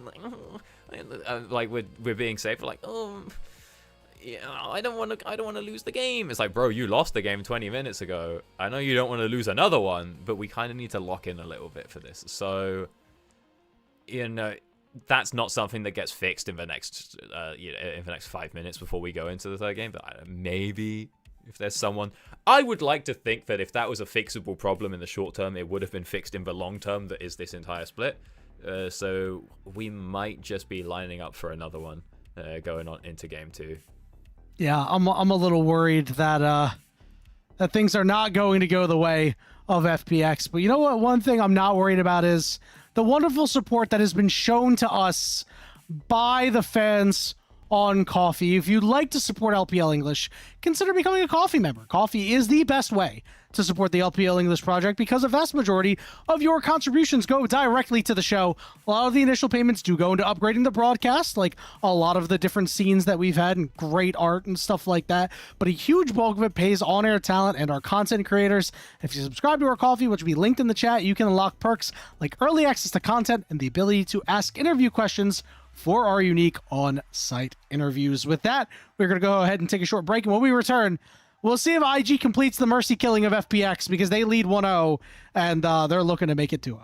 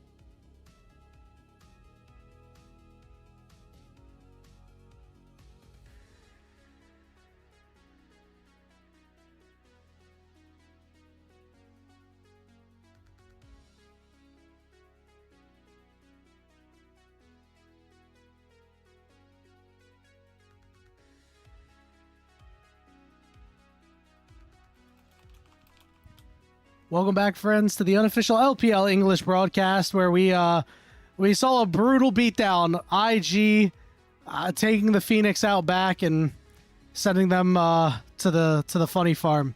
And we'll see if FPX can come back in game 2. It is going to be quite difficult for them. For those who may not know, it has been a rough road for them this season. Staring 1-11 in the face, Doctor. Listen, I don't think there were many redeeming qualities about that first game. I don't know what they can do in the second game. Hopefully not what they did in the first. Yeah, the problem is we kind of got to change like everything. And hey, that means we don't have to pick just because sometimes, prioritizing is an issue. We say, oh, do we focus on, do we improve our top lane? Are we going to play around top? Are we going to try different picks up in mid? Are we going to maybe get some assassins? Oh, but okay, if we want to get an assassin mid, then should we still be doing the same thing top? The good news is you just have to change everything, so you don't have to worry about, the specifics and like prioritizing. There's no triage necessary here is what I'm getting at. Just the whole thing, the name, the logo, the org, the players, like the gaming, the champions, we're just the whole thing, and then we're gonna be good, right? Maybe not the players, because they can stick around for the next, hopefully, we'll say 80 minutes or so, instead of, if it's 20, that's not gonna do well. Guys, you need to walk out on that stage and go, we're down 1-0, what happened? This is the first game we're playing, right? Like, just erase that from your memory and just realize from here that you have to 2-0, right? And I don't know what this team really needs to do in order to get it together. I don't think there's much to get together at this point because, like, you've got a Murderer's Row. Like, they played against AL on Wednesday, right? Then they have to play against IG today. Then on Monday, they play against BLG. And then on Tuesday, they play against Top Esports. Like, that is a brutal schedule. It's especially brutal if you were a team that going into that stretch, you were 1-9, right? And like any glimmer of hope you had to move up in the standings, you would essentially have to find a gear that doesn't really exist. And I do wonder what this is going to mean for them going into the play-ins that'll be coming up soon, because they're going to play against one of the top teams in Group Nirvana, and Group Nirvana, because all of it's closed off, we know that NIP and EDG are really, really good. Comparative to the bottom teams, we generally think that they will be better than FPX or WE. We'll never actually know until they play, but from what I saw at FPX, it was a team that was... They had problems deeper than just being down so much gold. Yeah, because I'm saying, like, okay, let's assume they're versus, like, my old university team or something. The bot lane is probably not going to be down, 2 waves in 2 minutes or whatever, but are we still going to have the same thing where we're scared to go in? Where we're thinking, like, oh, I don't want to be the guy, or, like, where the pressure of being 1-10 is really on. Because if that's still going to happen, then it's not going to look great in the play-ins, especially if there's bad vibes at home. If we're having a troubled home life, and depending on how the management handles it when you're 1-10, because sometimes when you're 1-10, you have the supportive management. They're like, come on, guys, like, I believe in you. We can do it. We'll have a good play-ins. And sometimes you have the guy who's like, you're all fired. If we don't win a game, I'm beating you or whatever, and you don't really like that. Is even when you're versus teams who you would think are worse, over in Nirvana, if you've been having the pressure like consistently laid on you about getting certain results that you're not getting, it's not gonna help. So I think what's really important is not even that they just win like today or any of their future games, but just that they look at least confident and happier, and and they've sort of accepted the fact that they're in play-ins, and they've come to terms with it, and everyone's okay with it, because then we can work on the mental and we can have a much better attitude and hopefully a better performance going into those play-ins. Yeah, and I just want to see them be decisive in whatever game plan they like to play. We did not see them be very decisive in that first game, and that's a big reason why I'm very downtrodden about their prospects moving forward. They need to at least get on the same page, make plays as a team, lose as a team. It's okay. It's whatever. You have to do something. And it starts here. It can start here. You can create a spark. Remember, they did beat IG last time these teams faced off. These are very, very different teams from all those weeks ago. So you're into the bans. Already seeing Unara taken out again. A lot of these bans very, very similar to the first game. Rumble's still available, though. Is it Rumble in the jungle time? Is that one back? It's Rumble for Sheer, bro. This team has won 5 games all year. Sheer has won 4 games of Rumble. Just give him the Rumble. And consequences be damned, please. Why are we first picking? Okay, I've been out of touch. I'm out. Oh, this champion's a great first pick. Of the song. But is it not just how it always is? The Xin Zhao, like Wukong, Jarvan, they're all like the same character, even like to an extent. Like, there's a couple of differences, but one difference we're going to see is Sheer not going to be getting that Rumble. We're going to see that Rumble go to the Shy. We're going to see a Poppy get locked in as well, try to shut down whatever IYY wants to do. God, I mean, it's already the Poppy. I'm a long-standing Poppy lover. Hey, I said I main Shen earlier, but there's a big difference in the win rate between the characters I want to play and Poppy, because she's kind of a bit bonkers. At least up in top lane, I think that she's had a little nerf to her base damage in semi-recent history that has definitely hurt. But at the end of the day, like, even if she's like she's weak as a champion, you know, like the damage is low, tank low, the utility of just like W of Steadfast Presence, that's crazy. And the benefit for her is that a lot of the time, you also get to have huge damage, huge stats, huge lane power as well. If you have this now up against the Xin Zhao, all Xin Zhao does is press E. Not anymore, he doesn't. So it's not looking great for IYY already.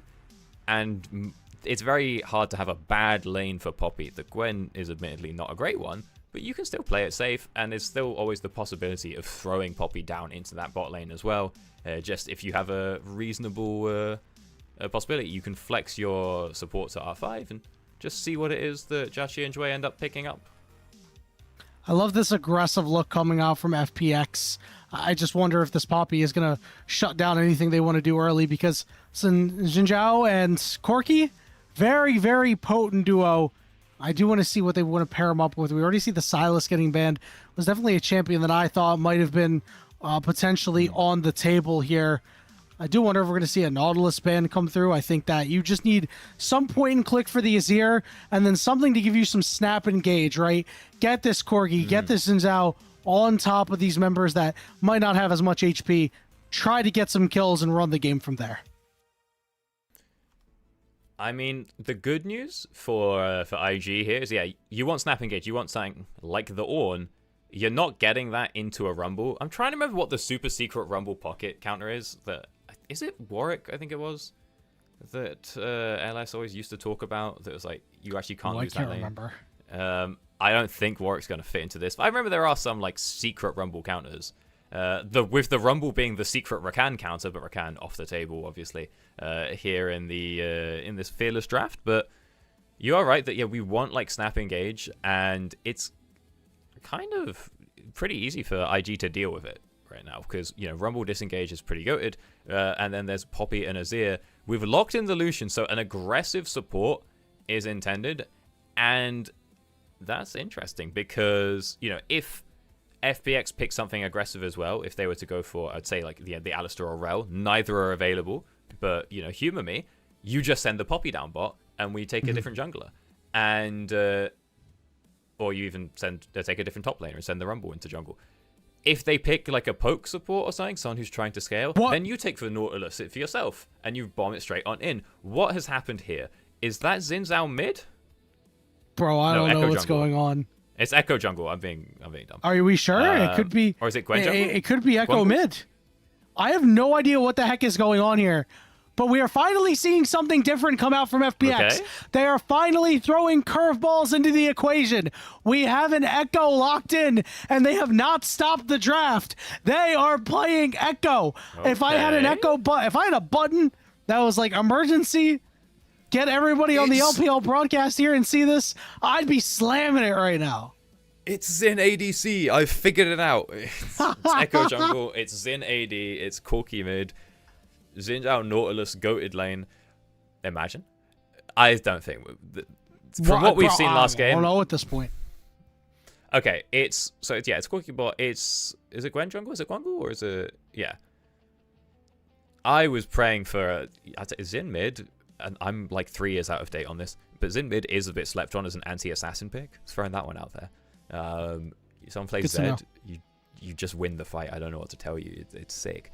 Will not be happening today. Azir versus Echo is an interesting one. I don't need Yanni. I need Yoni. There's a which is, I think he's Dutch, or maybe Danish, like mid lane ERL Echo mastermind that knows like the breakpoints for literally everything on him. I need that guy. Yep. It's been a while since we spoke. I'll find the DMs. But I want to say that you just get pushed in pretty early as versus Azir. It used to be that like it was like level 7 with all of your dematerializers. You could start one-hitting waves if you had like 2 books or a revolver or something.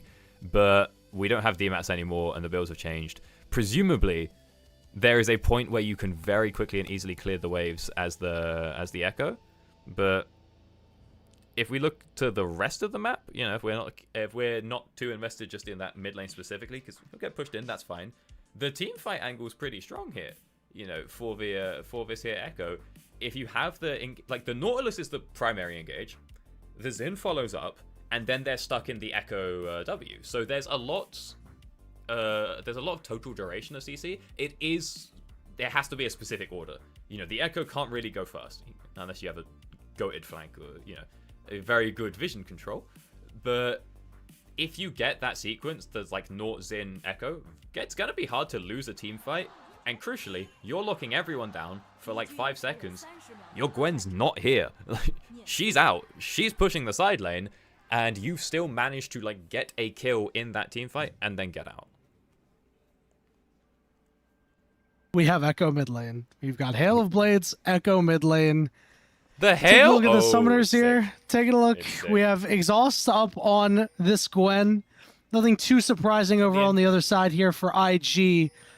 The one concern I have about this Echo is that, you know, it doesn't really play fantastically into the Poppy, right? The phase dive can just get blocked out by the Steadfast Presence. It's another one of those dashes that gets stuffed, but again, I'm just happy that FPX are giving us a different look. Technically this is correct, but the way that the Echo is usually playing the fight is you're leading with the W, and then you engage with this, but you should never be close enough to the Poppy to actually E into her W. Does Care have a 6 strat here? Is he just going to E in and then Halo Blades like a madman? Because you don't really want to do that without your W skilled. Actually, no, the W is only once they're below half, so you can do it level 1. But, oh my god, that is the strat. Even the third one. Hey! Huge damage. That's, it's actually not that much. Yeah, he took a lot of exit damage on the way out there. But the principle has been demonstrated. But yeah, so what I was saying is you're not actually going to be close to the Poppy, but you're going to teleport in, get over the Steadfast Presence, and then hopefully you proc your passive and you use the move speeds to move around and get out of range so that you can E back in again without getting hit. So it should be safe, but that also is assuming that you don't get, you know, stunned or ulted, which is a very real possibility. FPX have decided to turn to the 100% win rate champion, as you saw lower third just a couple moments ago, and it's good burst damage that'll come out, but do you take a lot back from these minions? You have the range. We do have a little bit of a scrum in the bottom lane, but Brahm's shield is just going to block all that, get a stun back. It's the stock standard combo. Carrot did hit level 3, though, so he's looking to kill a rookie here. He's not going to be able to close out. Oh my god. The Ker's been cutting it a little close. He had not been touching his potions for a while. Wait, spotted out and actually just forced out of his own jungle. Is he going to be able to smite that one away? Does he have it? Oh, he's not going to get that. Ivy picks it up and the little Krugs as well. And now he can just engage. Yep, Shear's going to go over the wall. Nice flash, plus the charge into the wall. They're going to be able to pick up first blood onto Wei. Going to look for IYY next. Wei is in trouble. He'll flash over the wall. He survives. He survives the Shy, and Wei making plays. And IG up early once again. That's a rough one. You like the idea. You respect where it came from. We're trying things. The coordination's just not quite there. And Sheer not having flash to be able to, you know, follow in too much as well. I don't know if the exhaust was perfectly dropped. Okay, I want to watch it back. I want to get a real good view of this. Should know. I think Sheer had the potion. Maybe that could have helped. Because right now Sheer's just taking a lot of damage, instantly gets comboed. And yeah, you see the exhaust doesn't do anything. It just blocks the damage from like 2 autos from the Shy, and it's not really enough. Ivy actually getting deviously body blocked by the Shy there, which really does help. And unfortunately, it's just not quite there. We'll see how devastating that ends up being, because that is 2 kills going on over, and you know, you do want your Xin to be your early guy. But I like that they tried. We've blown a lot of summoners. We can give it another go. With a win, IG will lock their top 4 spot. So already a great start in game 2 after how fantastic game 1 went. Oh. Imagine we'll start to see much of the same. You're going to see a full engagement here out of the bot lane because Wei is sprinting down here. He's going to try to shove Jotchi into the wall. Not quite get there. Jotchi very low on HP. Was he aiming for Jotchi? I thought he was aiming for Dre to get the stun. Especially as Dre had just flashed out, I think. I thought he wanted that final proc of the Braum passive and see if they could burst that one down. Unfortunately, we get neither. And actually, yeah, Jotchi is allowed to pick up all of those CS as well. Both bot lane will reset. Nobody going to have any devious amounts of wave control there, as Care unfortunately couldn't get what he wanted in the early stages. And now we're starting to see is you just get a few more levels. That's more attack speed. It's more base damage on the Sand Soldiers. And it's getting a little harder for Care to push the wave. Or maybe it's not. He's getting good trades. He is He's level hit 6.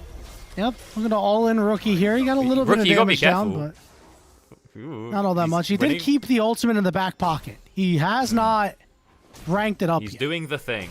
He's doing the thing where you hide the ghost. Big and you saw that echo Rookie shots. was walking into him.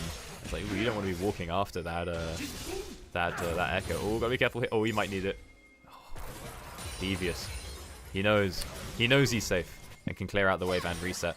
That will give up a little bit of vision control around the Drake, maybe. I thought that Mako was gonna walk on down there and try and secure some vision, but actually he's going to the other side of the map alongside Dway. This could be a bit of a generational read here. Yeah, this would be pretty big. See if they're able to actually get anything going on it. We see multiple members of IG drifting toward that bottom side, recognizing, you know, they got 2 in the top lane. This should be pretty free on the bot side. Gala should be able to play safe into Sheer, as we know that Lucian, one of the few AD carries that has been known to solo lane once in a while. I love what we're going to try to do here to the Shy. The wave is not in yet, and the second wave is coming too. He has the ult to just clear the wave. Like, oh, and the TP's committed as well? That's kind of a lot. Yeah, we're committing Mako TP here. Oh, it's the Braum TP. It's a spellbook Braum. Yippee. Okay. That's a freebie. I don't even know if it was necessary once the ult was committed, but at the end of the day, now he's not stealing XP away from his Lucian. There could actually be a play here. Mako might be looking to hit a flash ult if there's... Oh, we're actually not close to 6 as well. We've only just hit 5. So no options there. But don't forget, you know, when you overheat on the Rumble, you do get an attack speed boost. It can very quickly turn... Oh, hang on. Ooh, okay, Care nice will be able to drop his ultimate, so it's just an ult trade coming through. But with that chrono breakdown, does make life a lot harder on this melee champion. I'll say as well, I'm liking the Echo so far because a lot of, you know, playing any melee versus range champion is... Oh, that's what you hate to see right there. Oh, no. Was that the thing? Was that the thing that you needed to have, like, 1 stack on your Dark Seal or something? Man, like, that sounds familiar. But when you're playing melee versus range, a very big part of it is, you know, you're going to go in, you're going to burst them, and then you're going to take damage on the way out. And a lot of people can get scared in this process. They don't go in early enough and they get poked out, or when they go in, they start taking damage on the way out and they panic.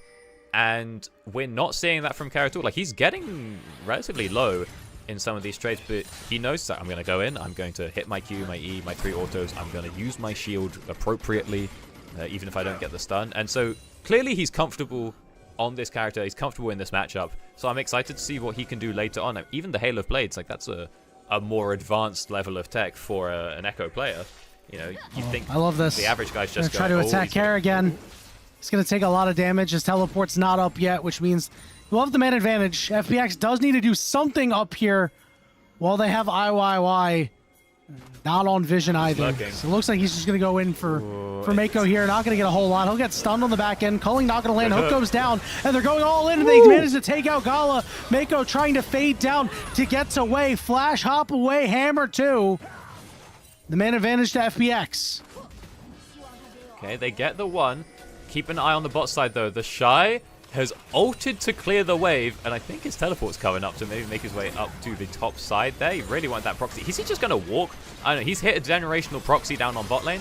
He's now moving up top. We'll see if he gets here in time, as 2 grubs are taken, and the third one should be going on over. Yeah, no smite there. Oh, And now Shui. actually just an engage from FPX. Okay. Shui said we have the man advantage, but that Emperor's Divide kept them away along with the steadfast presence. Can FPX chase? Teleport coming in. The Shy is on the backside here. But as you mentioned, does not have that equalizer, so we'll just be able to walk it out. Okay, good pickups from FPX here once again. Everyone's backing off here. I was thinking there's a world where, you know, we've won the fight a little bit. Nobody's died, but we've taken good trades. And they just stick around and go for some plates. But with Rookie having teleport, that could have been a bit risky. So they say, okay, we'll just accept that we've used Sheer's teleport for not a lot of gain, but we've gotten all of the grubs. They've sort of overheated a little bit, you know, as they go too far. You probably didn't need the TP from the Gwen, but we tried. That's okay. It's fine. And all in all, it's still a positive experience for the FPX side in that fight, which is something we love to see. Yeah, they're trying to do things. They look much better in this game in a sense that they have a sense of direction of how they want to play the game. Get these grubs. Make sure that Sheer on a side lane later on is going to be an absolute menace. Be a very fed Gwen, and if he gets any alone time on these turrets, we'll be able to knock them down. I'm going to be honest, not quite sure of the split push echo prowess and to either this top laner or this mid laner for the side of IG. Not really sure how that one's going to work out, Doctor. Dude, it works out okay. Okay. The problem might always be, again, you could well be against the Azir or against the Rumble, someone who's just going to one-hit your wave. But Echo moves pretty quickly. He has long range on his wave clear. Even if he doesn't, you know, oh, he hates it. If he doesn't one-hit the wave, still just clearing out the casters and then running. He's just pretty mobile. He can enter a fight from further away than others as well, just by the nature of the range of his W. And, you know, once you get some items under that belt, you do have a fair bit of kill potential. You're not going to 100-0 someone, but if they misstep, you're taking 60% of their health, and then they have to reset. Even though you don't kill them, you effectively kill them, because you're going to get them next time. Jue, what are we doing? Let's be the raw aura of this one. He does let them know a little bit. Lose some vision there, and we have to get ourselves ready for this Drake spawning up in just 15 seconds. Yeah, he delayed their recalls, so IG are going to be late to this. Mako does not have that teleport. Remember, he used it a little bit earlier, so he's going to take a long walk here. You do see Wei showing up to this bot side, slamming Care up against the wall. Just trying to do whatever you can to cause problems for this Echo. Very low on HP, no teleport. I wonder if he's just going to use the ultimate to get back quickly and maybe fight for the dragon. Yeah, I was wondering. I don't think he has to. You know, the fight's not that urgent. You can see he hasn't popped that one. He is just going to walk back because we're not on the objective yet. And big engage. Yeah, Mako walking a little bit too close. Has a big triple knock up there. Keeper's Verdict goes down to knock Jotchi out of the fight. Now we're going to turn on to IYY. Gala trying to dash away from him. Culling starting to hit. Wei helping him out a little bit. Says, don't worry. Your aim's a little off, but I got you, buddy. And that's going to be the third and final kill. So 1 feet will eventually go on over 12 minutes in. Picked up. Worth noting, Wei doesn't have the ult. That one's pretty important when it comes to defending your Drakes. But the aura. Shit. He gets out fine. But it's not going to matter. No one's going to contest that there, Drake. I will say, I do not particularly... I mean, again, it's been a while. Maybe things have changed. I've never really been a massive fan of Sunder on Poppy Jungle. Because I'm like, it's expensive and you fall off quick and really you should be turning into a tank. But we've seen, like, if you're using it in the way that Wei just did, where you're playing aggressive, you're making that pick. Again, he doesn't kill Care, but for the same reasons I just outlined, you force him to recall. That's basically a kill. And so we are getting the early spike coming on out from Wei. He is using his power right now. Will be falling off damage-wise later. And so when you get to like 2 items, also at 3. Really at 3 items is when that starts being completely useless, and you're like, well, I'd rather just have a 3rd tank item. But that way has to be a little careful. Stunned up, but might just be able to walk out and heal up a nice amount. Uh-oh. Here we go. Joshy, you know he wants to get over that wall, but it looks like he'll think better of it. Kara wants a little bit more. I think Zhui hooked. I don't know if Zhui hooked the wall there, or if that was just a weird animation, but nothing doing in the end here is FPX not able to convert and try to get Ways shut down. We have a Rift Herald coming up in about a minute, and with 3 grubs, you have to think that FPX are going to put a very high priority on this. I just wonder if they have the early game power to be able to match. The Trinity Force on Corki is pretty big. Getting a Herald is huge for both teams. Oh, Jackie, you got to be careful there. This is good. Joshy sidestepping. Ooh. He's exhausted, though, which is why they're not able to get the kill on Mako. Now Ways on top of him. Shorekeeper's Verdict culling with the fadeaway, getting the job done. IYY. As IYY walks up just to run away. Rookie coming in from the side, knocked away by the Crescent Guard. IYY trying to flash away with a nice sidestep, but Gala will flash forward and take him out. I think you don't defensively flash there. There's a world where IYY could flash in onto Mako to finish him off really quickly, maybe ult and run away, but he doesn't get it. The Shy sees this teleport coming and will be teleporting out himself. Good teleport means that the turret does not go down. That's pretty crucial because that would be the first blood there, the first brick. And I thought that, so with that going on, maybe Sheer could actually pick up turret in top lane, but yeah, it looks like we'll find out exactly what happened there as he just gets absolutely rumbled, literally and figuratively. A very late exhaust with face tanking the overheat, the equalizer, and the danger zone Q as well. I like the ult from here just to zone Gala out, and you think, well, let's just drop it on the guy that we can hit, the Braum. It almost works. If you ult the Mako there, it's definitely a kill, but I understand the vision of ulting Gala. This is the part where I'm thinking that IYY could have just flashed onto Mako before the, whatever it's called, the Celestial thingamajig comes back up. But he doesn't get it done, and then we're using the... I guess it's the same as last game. We're using the flash to get out when we kind of need to hold on to it to get in.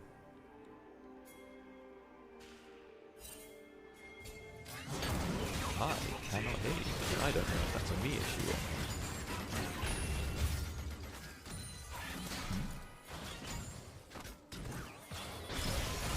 Where's my audio going? It wasn't a me issue. Let's go. Okay, that was not a me issue. That was definitely a me issue. Care having a little bit of troubles here up on the top side. Rift Herald going to get a drop down here. It's a bit of an aggressive Herald. We're not going to use it to take control for any dragons. Kara drops the ultimate down. That Chrono Break will be used. We're going to try to turn on the Shy here and land the stun. It's just outside of it, but that turret is still standing. It's the Shy! Damage, and the Shy in the 2v1 gets the job done. Now look at the mid lane as Gala and Mako are taking Joshy and Zhui to school. Joshy able to get one on the backside, but he's able to trade out. There's fighting everywhere. And in the end, IG get an ace. Well, we got an ace in 3 lanes, 15 minutes.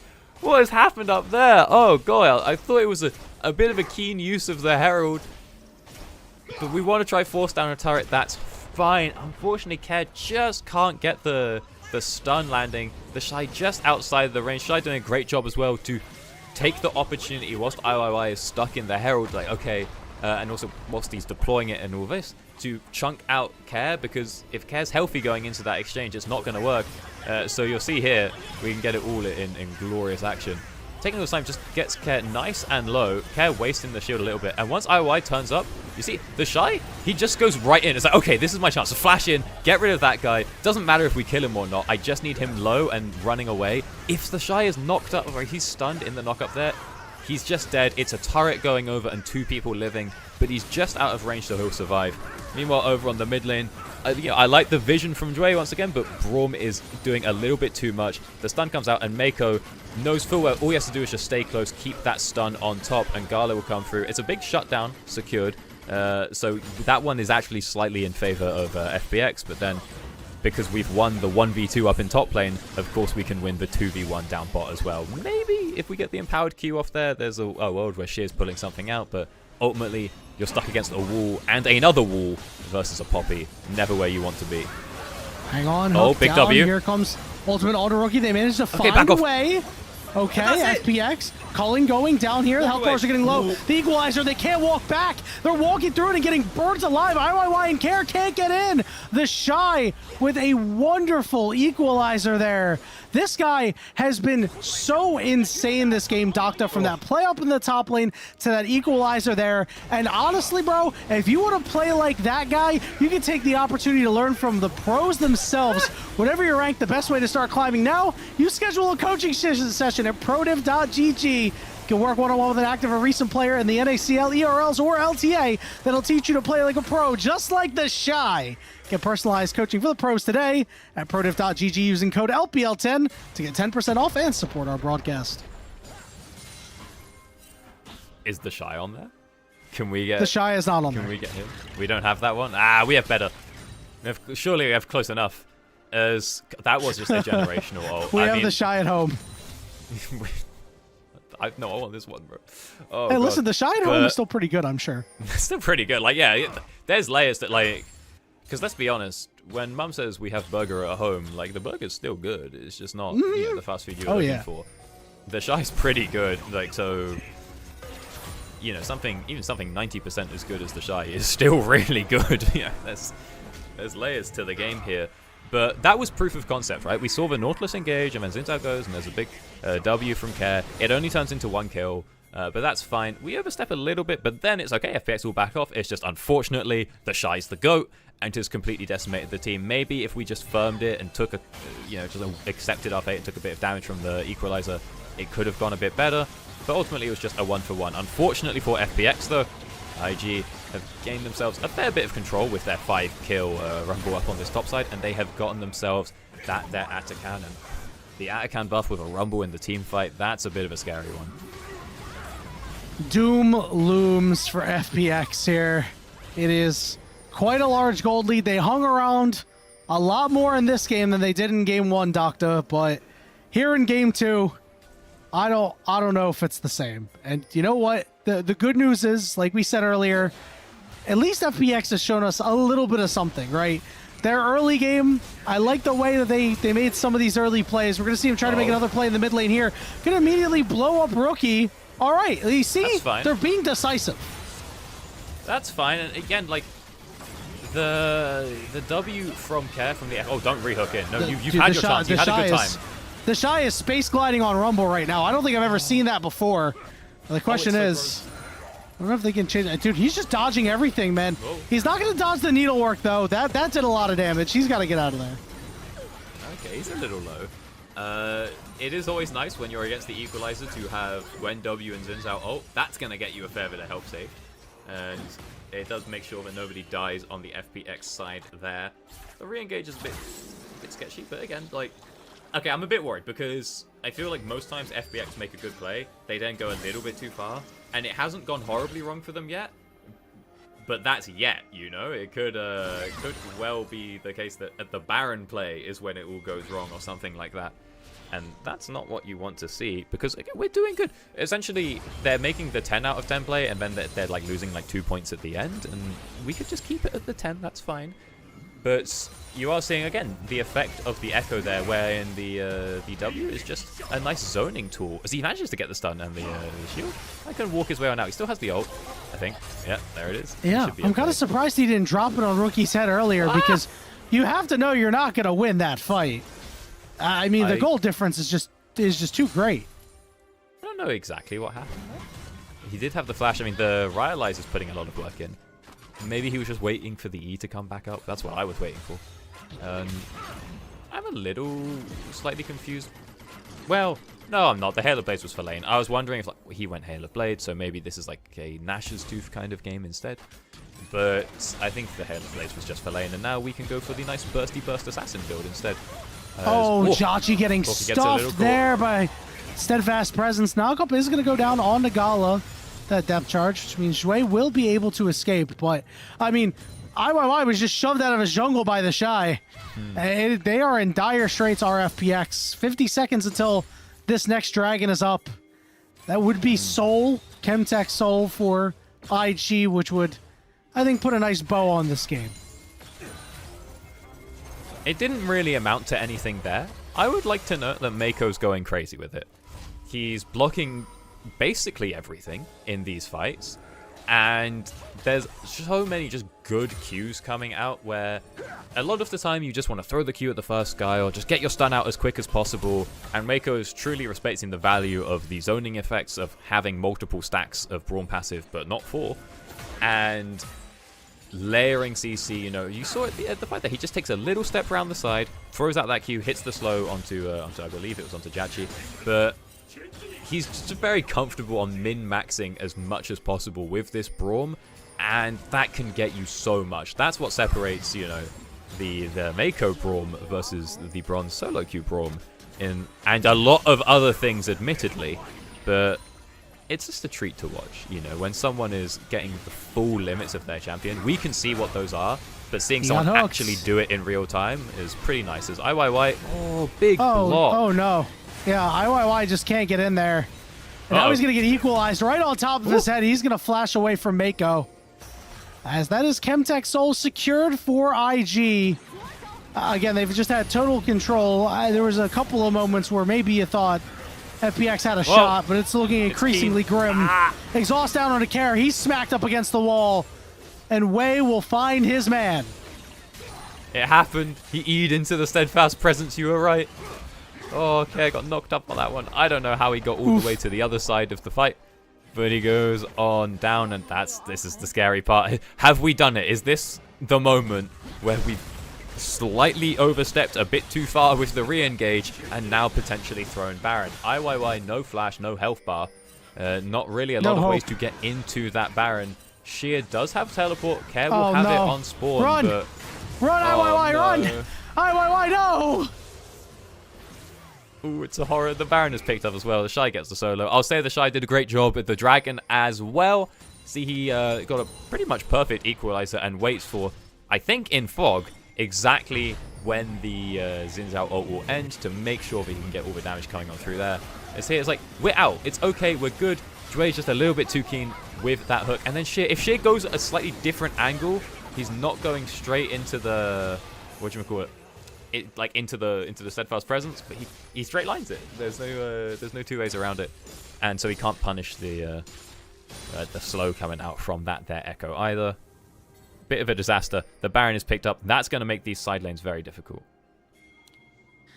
IG has done this against many teams, not just FPX in this particular series. They have played very, very well here in Split 3.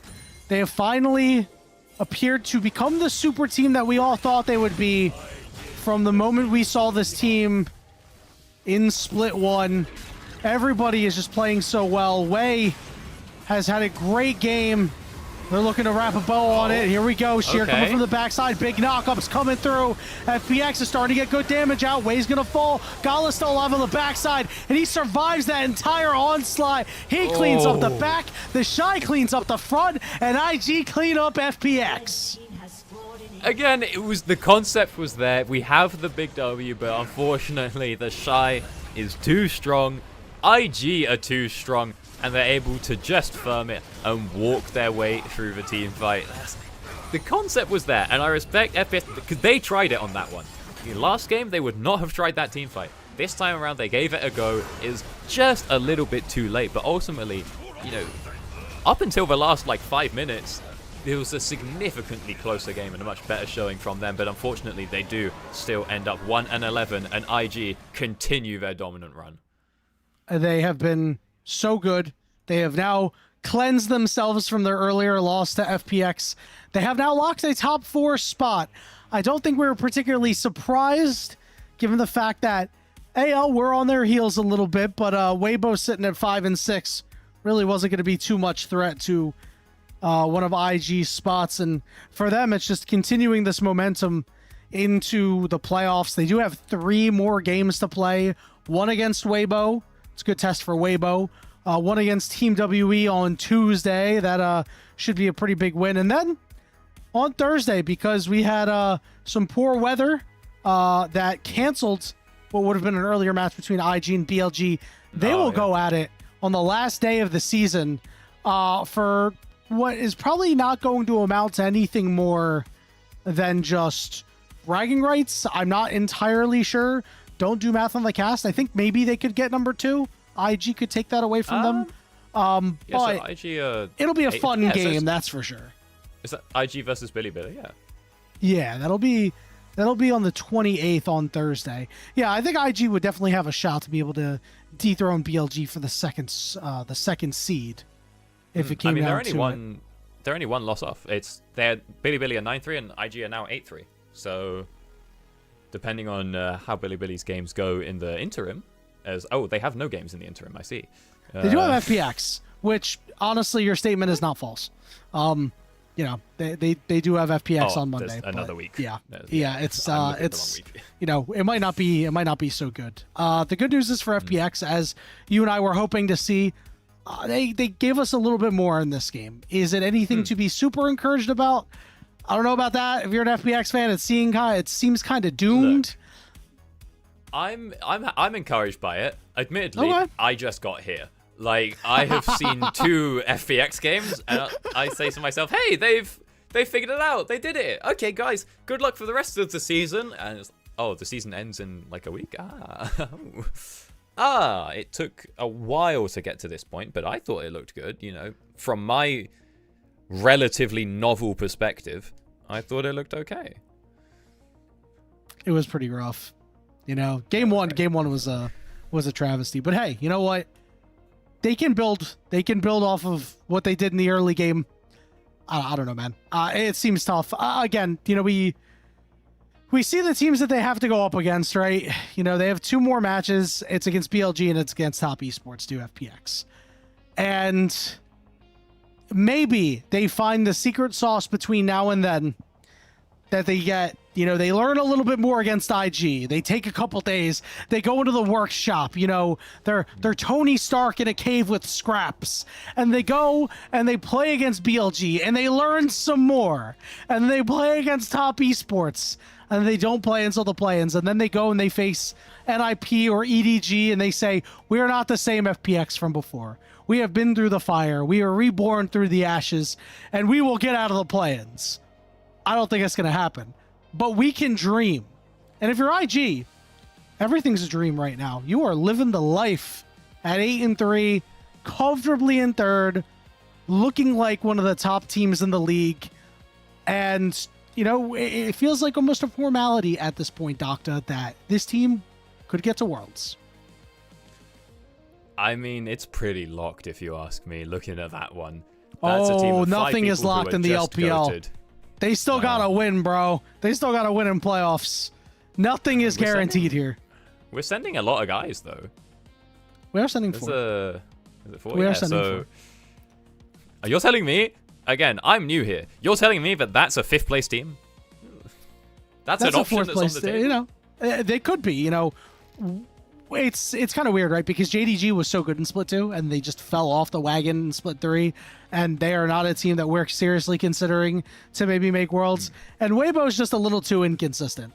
So I think IG is like 3rd, 4th, and probably has enough space between them in terms of what they've shown us that we're pretty confident they'll go. But, you know, again, we've had crazy things happen. Team WE, who was 2-9, went on a crazy Split 2 run, and we thought that they were going to catch fire here in Split 3 and be a team that could contend for that 4th place spot, and they're 2-9. So, again, we never really know what's going to happen. We might get an Echo mid. We got an Echo mid. You never know what's going to happen. Good.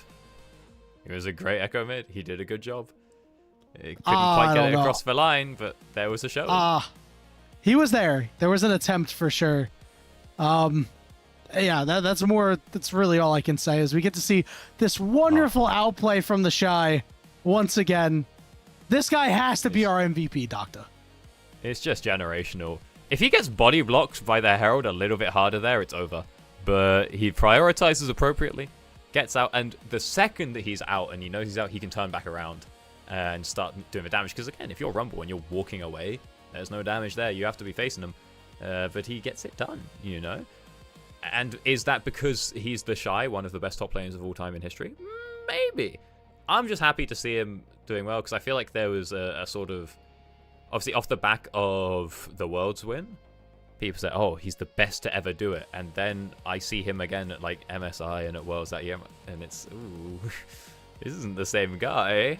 It's not the Shy. That's someone else. But now he's back on it. He's you know, figured it out this time round. You know the other name he's got. You know, I ain't gonna say it, but everybody knows. I don't. Oh, it's the shit. That's what we call I was gonna him. say the Spy because he's like, No, an op or absolutely not. something, No, although you know, listen, maybe some espionage tactics when he played Quinn all those years ago and got to the back line. I love me some maybe Quinn. maybe caused a lot of problems because I remember he got picked a lot on that champion. You know that guy gets picked off in side lanes like nobody's business.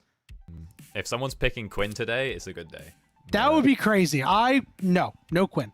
No Quinn. I don't want to see this Maybe not in champion. the best of 3. This champion just flies all around the map, and it's a little too much to handle. Been reworked yet? Like no, fifth time. I don't. There was I don't know, man. Something. This champion just kind of exists. We're gonna see who our MVP is. Oh my God! Everybody, Is it show Mako? your Oh, it's shock. the Shy, yeah. It is the Shy. I like the shout for Mako because Mako earlier in the year wasn't playing so hot, but he has really, really turned it around and did play a very good game. Here's the thing, though. The Shy had, like, one crazy play. Let's go. It was sick. And some reasonably decent ults. But then you're playing Rumble with 8 kills. It plays itself a little bit from there. I felt that Mako, for the entirety of the game, was just consistently making the right choice. At every possible... When you talk about decision-making in League, are you familiar with the coastline problem? And it's impossible to accurately measure a coast of like a country or, you know, an island or whatever, because you can always zoom in further. If you look at the coast from a satellite, you'd be like, oh, okay, it's like that long. But as you zoom in further, you see more divots, more little cracks. And then as you zoom in further, you can see even between the grains of sand, between the rocks, between the... There's always a little bit more space you can measure. And it's the same with decision-making in League, that you can talk about the greater macro, but, you know, you can talk about item purchases, skill order, or positioning, but every click is a decision, and I'm just saying, Mako made all of them right, it looked, in that game. You know what? You have a good point. But the LPL voters made the right decision, and they gave the MVP to the Shy. We're going to go ahead, and we're going to go take a short break. Doctor's probably going to kill me on the break for having that take. And when we return, we'll see LGD versus EDG. Don't go anywhere. See you soon.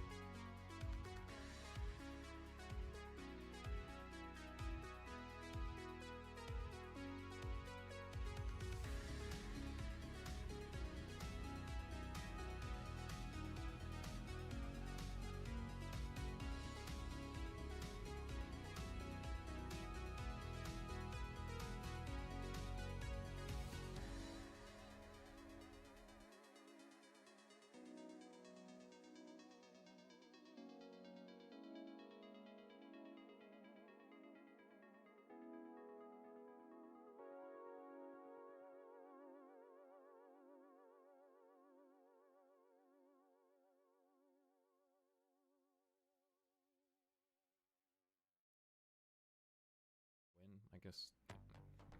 Welcome back, everybody, to the LPL English broadcast, the unofficial broadcast. Of course, your home for all the action in English for the LPL. Doctor, it's the other part of your sampler that you're getting tonight. Ooh. We got to go take a trip to Nirvana, and you never know what you're going to get in Nirvana, to be quite honest with you. But I know we're going to get LGD versus EDG, and it's been a really, really awesome split here for the side of EDG. I think they've been so good. They're 7-1. They were the de facto strongest team for a while until NIP did knock them off. But both teams are already locked in for playoffs. Basically, you're just playing for placement at this point if you are, you know, LGD and EDG, right? Because there's a little bit of movement that could happen. Yeah, so EDG... No, can they... I've already forgotten. It's look, if you win, it's good. That's sort of where we're at. That's the rough you know vibes. what? Just win, baby. They can still get first, I think. But LGD, they're not really too fussed about it, but it's a vibes thing, you know? Yeah, it's a lot of it's based off differential, right? So, like, if they're both 9-1, True. And, you know, they can both get to, and, you know, finish 9-1. Obviously, NIP has done playing games. EDG have this one, and they have one more on Sunday against LNG. I mean, if they're both 9-1, it goes based off differential, right? NIP is plus 11, and EDG is plus 12. All you gotta do is just have one more than the other guys, and that'll get you first place, and that'll give you your pick of the litter, which will probably be FPX. You know, as evidenced by what you just saw. Now, for LGD, on the other hand, it's a little bit more precarious, right? Because that fourth spot hasn't been locked down at all yet, but they could play against either JDG or Weibo. You take a look at the LGD roster. It's Salsa, the top lane, Climber in the jungle, XQW mid, Savior, and YCX in the bottom lane. Recall that, you know, we just mentioned JDG a little earlier, and they are a team that is in complete disarray, and Weibo is just an inconsistent team. So LGD really wants to hang on to this third spot. Yeah, they are locked into the play-ins, for sure, but where in the play-ins they lie is still up for grabs. So, you know, getting this one, it's nice enough for you. As you said, you want to secure yourself third if you can. I have qualms with the setup of this league, not relating to either of these teams. I just feel like it's the wrong way around, because why is Ascend the top group and Nirvana is the bottom group? Because you're ascending out into, like, Nirvana is the highest, you know, paradise, or my theology is a little rusty, but Nirvana is the top, right? Hear me out. You would want to ascend up there, but it's the same as how, like, Challenger is above Master. I got you, bro. Don't worry about it. You reach Nirvana, and once you achieve Nirvana, you ascend. I need to get on the phone to some spiritual masterminds Listen, to bro, learn this one. It is what it is, you know? This is how it goes, but... There's 3 books propping up my tripod right now. They are all called Conversations with God.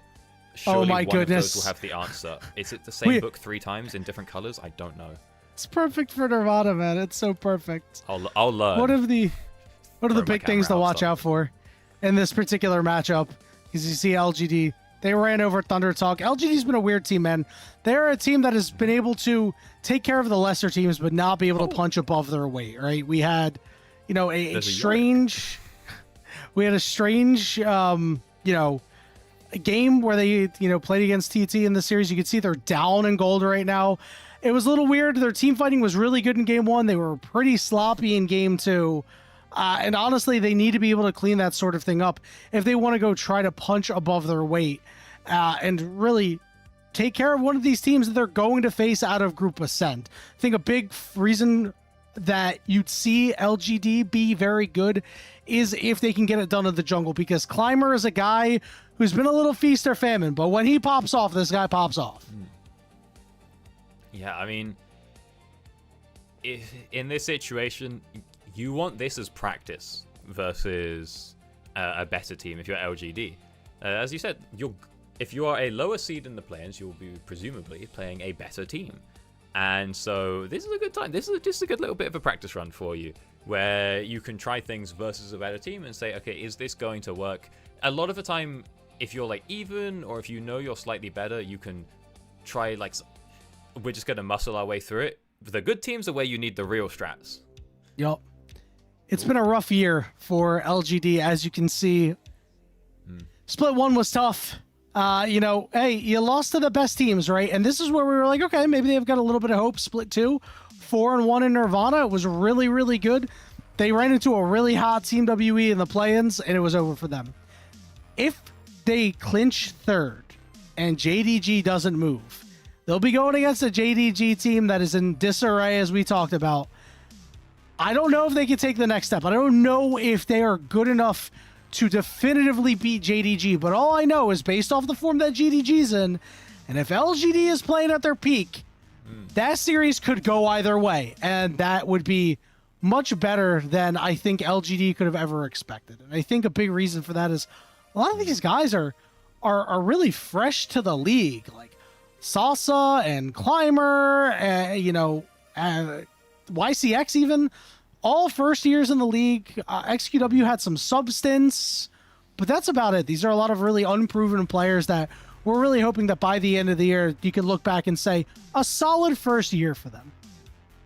Sure. There's going to be opportunities for them to prove themselves going on in here. What is it? Is there anything like super specific about these guys? Is it, this guy is the meanest, roams on support, or the most custom of kiting? Like, what's the situation with these guys? Actually, this bot lane is really damn good off LGD, and we've seen Savior link up with Climber, YCX link up with Climber a ton. His roams have been pretty solid, but I don't know if they're going to be able to take on the Titans in Nirvana. EDG have been really, really good. I cannot stress that enough. ZDZ in the top lane, Xiaohao in the jungle, Angel in the mid lane, On and Palkia down in the bottom lane. And for as good as YCX has been when it comes to support, Palkia, this kid who came, a little over a month ago onto this team, it was as a trainee essentially, and then boom, instantly thrust into the starting lineup. A team that he cheered for as a kid and wanted to play comp league and wanted to play for this team as a pro player, and comes in and makes an immediate impact. It has actually been so good for this team. This guy has had the meanest support roams. This guy has been so good on Engage, and this guy's a big reason why EDG have been really the team to watch out in Nirvana. Okay. Personally, I want to see him play Zillion. There's not really a lot of it in there other than like Palkia, Pokemon Time. That's kind of my whole... That's it. But if you tell me he's got good engages, well, when it comes to something like the Alistair, then I'm excited to see it. I mean, it's always nice when new players get to come through. I always love that story that it's starting to happen more and more of, yeah, I watched these guys as a kid and now I'm playing for them. But as the game gets older, that becomes more and more of a possibility. Mm-hmm. The other thing that I'm hearing a little bit from the streets is that apparently we can see a little bit of a spicy performances coming out in the jungle from Climber, is what I'm hearing. Mm-hmm. Is that going to be an option today? They tell me that Xiaohao is consistent GOAT, but Climber every so often can sneak on through. That's going to be the big difference maker in this matchup, Docta, is these two junglers, because as you said, it's consistency versus peaks. You have peaks and valleys that come through a lot, and it would be a really big confidence booster for LGD if they were able to go ahead and get the win today, especially against a team of the stature of EDG in Nirvana. And, with players who play like peaks and valleys, right, momentum is so big for them, right? Because if you're hot, you just know it. You just know that everything's going well. Yeah. You're loading into every game knowing that you have a shot to win. And with this guy, LGD definitely has a shot to win. But Xiaohao, again, has just been so good. And the jungle support link-ups in this game are going to be exquisite. You take a look at the stats and where they rank amongst the league leaders. I mean, the damage, certainly the gold generation, the KDA, so good for Xiaohao. And it just makes my job really easy as a caster, because our job is to tell a story and point out and say, hey, what should you be looking at? And so when you have such a clear-cut head-to-head, it's okay. Climber he's trying stuff, he's going crazy with it, he's the big player. And then looking over at Zhao Hao, he's the consistent one, and he's the leader, and the team play off him. So if he can shut down the superstar, or superstar's a strong word, but if he can shut down that X factor and also be leading the team at the same time, the morale, the momentum, everything's in EDG's favor. Similarly, if Climber does something a little custom with it, and suddenly your guy that's your consistent GOAT, that's the champion at the front every time, is now behind, is falling back, isn't really in control of the situation. If you're EDG, you get a bit scared. You say, oh, well, we just follow Zhao Hao. He's in charge here, and now he doesn't know what's going on. So it should be a very exciting little matchup here. Yeah, I think putting the other team's jungler behind is really going to be the big name of the game because, well, one of them is the leader, the other two, LGD just plays through Climber, and however well he plays is generally how well the rest of the team plays. Again, we mentioned that support link-ups are going to matter. Obviously, jungle support link-ups are always going to matter and always super strong, and when these guys can do it, they can take over a game, but these players especially, even coming out of Nirvana, there's a lot of play to like, really, out of not only the 7-1 EDG who have been great, but even LGD who have struggled a little bit. There's still a lot about them that is promising, that makes you go, you know what, these guys have a little bit of something. Yeah, it was a 2-0 last time they played, but as you said, LGD are kind of the new guys. There's a little something. Maybe we say, the first few weeks we were ironing it out. Now that we're coming in at the end of the season, we've had another 3 or 4 weeks to prepare. We're more on top of it. We're more familiar with how we want to play. I don't know. I'm excited. Who cares about the pick ban? Skip that. I just want to see the jungle pathing level 1. I just want to see what's up. Give me the first 8 minutes of the game. After that, whoever's winning, we'll just call it then. Please, That's the exciting please. Yeah, that is the exciting part. Honestly, I just wanna get onto the Rift as soon as possible and see these guys go at it. Now, I don't know.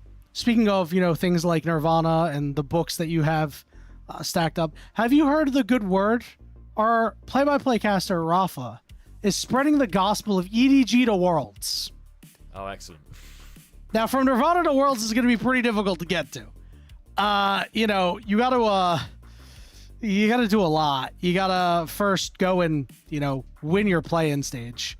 Then you have to gain enough circuit points to at least finish top 6 in circuit points to make it to the regional final, or just finish top 2 in the split. It's easy, right? Just beat Check's Notes, TES or BLG, or IG, it's fine. or AL. Wait a minute. This seems a lot harder.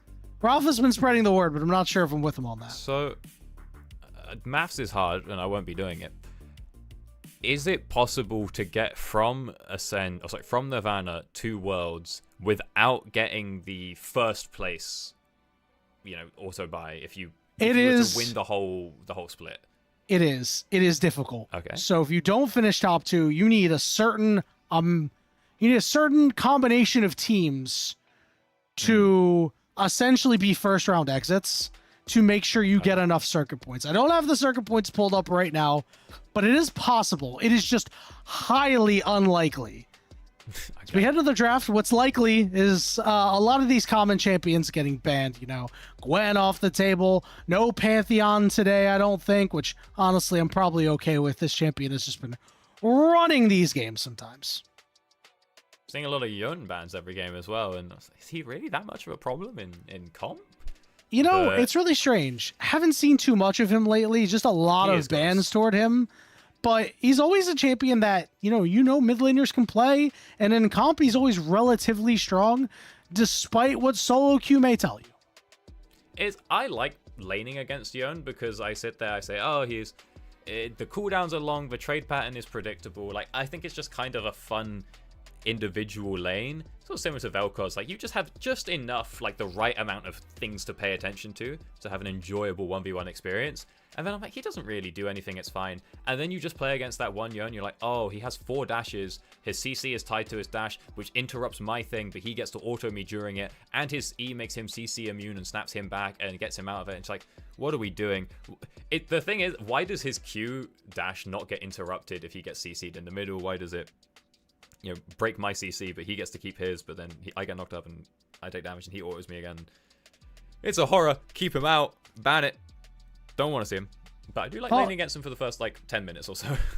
After that... You're not going to see him. Now, what you are going to see is you're going to see a treat. Sasso Rumble. This guy in Split 3, 4-0 on Rumble. Hasn't dropped a single game on it. Against EDG, you say, you know what? I'm bringing out my best. We are winning game 1. We're going to look to win the series. Now, the problem is, if Xiao Hao locks this in, this guy's also undefeated on Xin Zhao. He is a perfect 5-0. It does sound, from what I'm hearing about this guy, seems like a pretty good pick. If you're the stable rock of your team, if you're that leader, you want something with a little bit of engage, a little bit of 1v1 power, there is the spectrum of sort of this like fighter, dive, teamfight, engage jungler, and it's the just completely all in on one guy with like Vi on one end. You've got the basically straight for the team fight with Jarvan on the other end, and then it's like, well, Lee Sin's here, he has a bit less engage and stuff, and Xin Zhao is very comfortably in the middle. You can dive on one guy and ruin their day, but you can also win your 1v1s in jungle, you can invade, you can have a good 2v2, you can have a strong team fight. Nice and all-round exactly what you need for that sort of position that Xiao Hao plays in the team. Waiting to see what LGD is going to lock in here. I think a Sivir would make a lot of sense because LGD's comp is, hey, we're going to run at you. EDG with a little bit of a pick comp going on. So, Doctor, what do you think? What are you seeing out here for the rest of EDG? Because you do have this pick potential with the Talia. You do have the Weaver's Wall as well to be able to cut some interesting angles. Chains of Corruption as well. Feels like we just need a little bit more damage and a little bit more bulk. So we haven't mentioned Varus B1 made it through the bans, was banned both games in the series. As is customary, Varus will come through on his various tears at many points in the year, and part of that is because he has so many different builds that there's always some way to make him work depending on the meta. That's going to be pretty nice. We've been talking about teams not quite having enough engage. When you get to put the engage on your hyper carry, that's just an added bonus. If Varus doesn't need a damage ult. Varus has it. He has it already. He doesn't need the Yunara ult or the Zeri ult. That's fine. Let him just rip a couple of chains and see who he can find. And if we compare that, we add that up with the Talia, and it's like, okay, we've got good zone control. We've got good poke. We've got strong front to back with the Xin Zhao. I'm liking it a lot. I think that it's like Karma Ornn. Maybe I'm the problem because... I was complaining about team comps not changing for the last 10 years, and I've drafted one. But we just take a nice, bit of poke or, a controlling kind of support that can enable him, and then you just get a big wall with some proper hard engage. But it doesn't even need to be that like proper. You can have Scion or something and not worry about ulting in. You've got I'm gonna throw up, but like even Renekton in this situation wouldn't be too bad, or like your favorite. You'll get it done.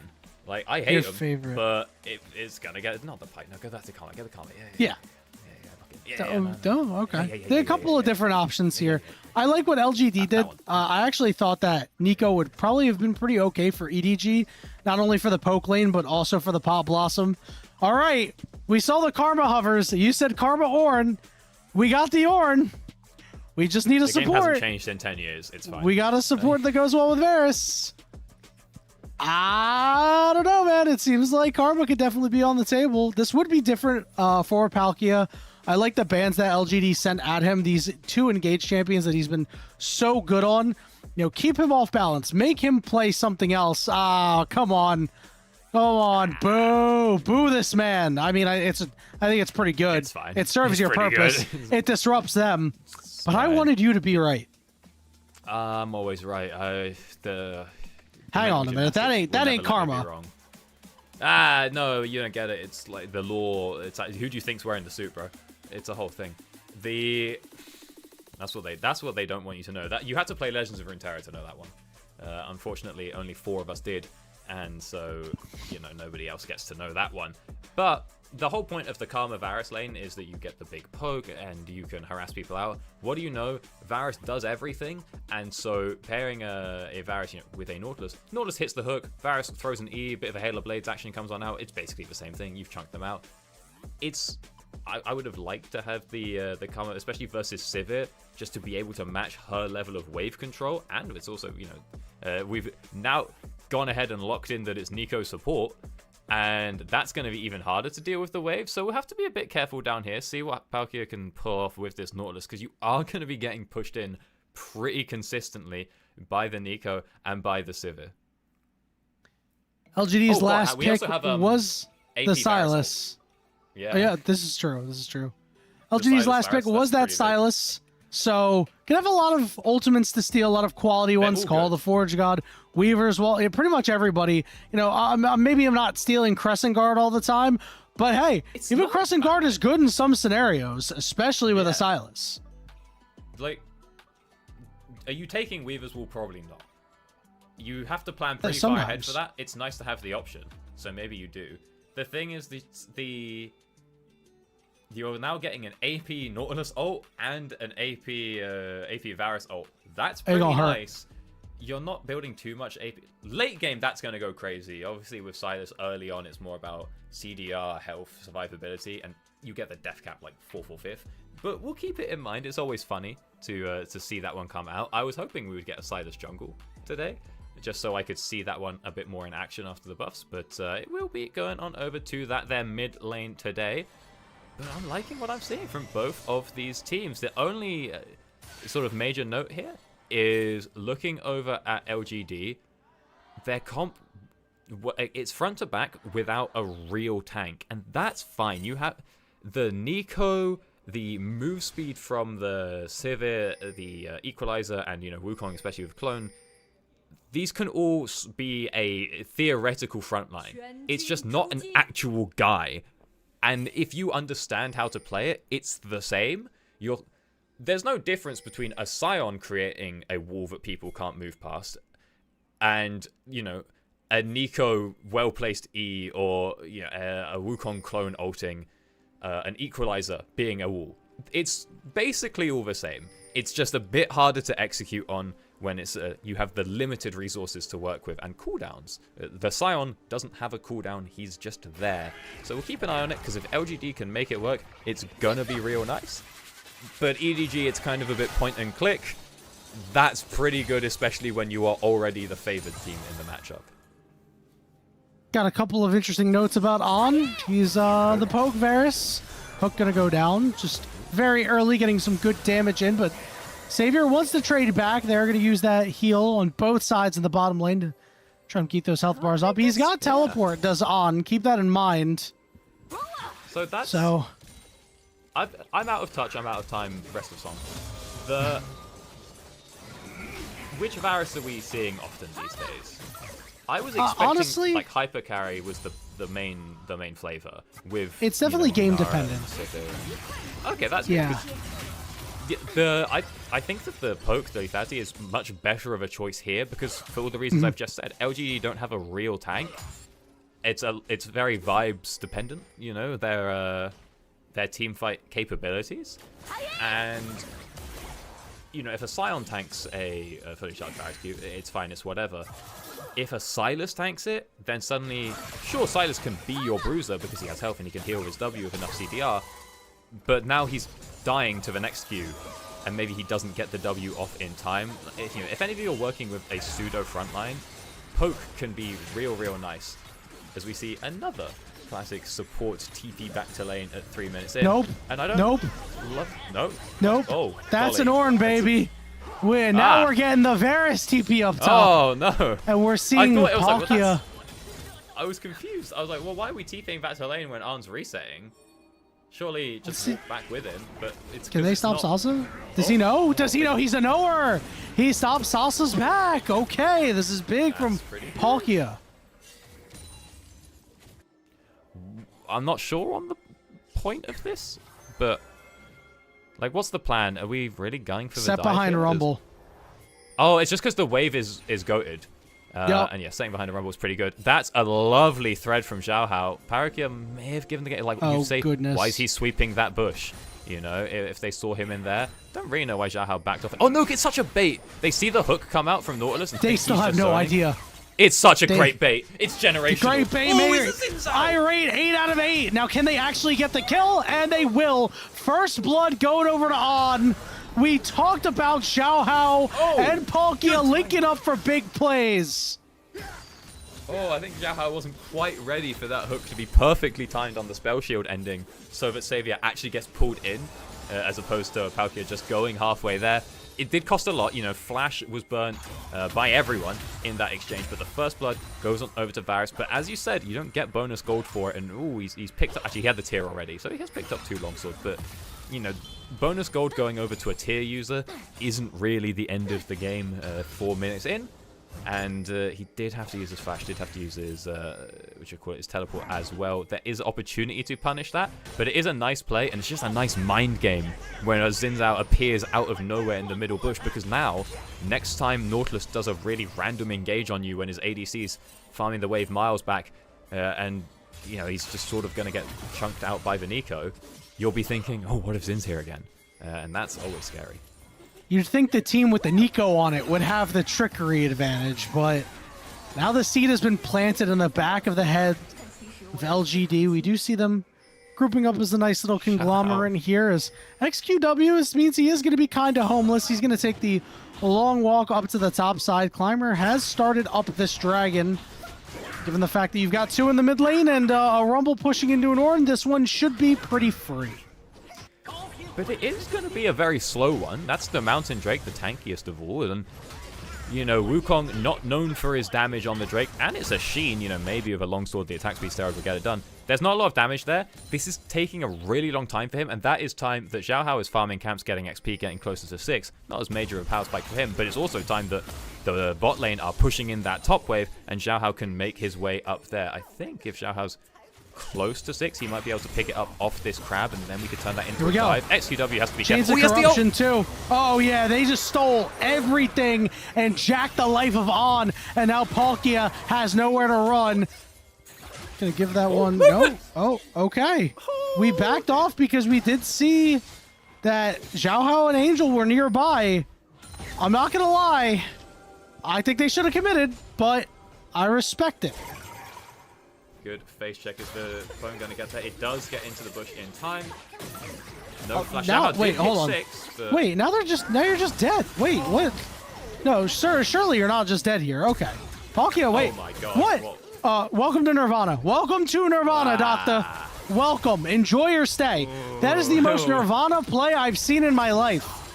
Oh, I didn't like that one. Oh, no. What happened? Xiaohao a little keen on that one.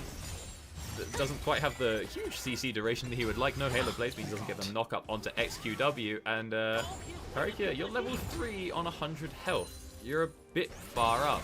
I always would prefer a team to make such a play than to not. So, you know, can't fault him too much. And, you know, the wave state's good. Arn is denying some creeps here, so that's always nice.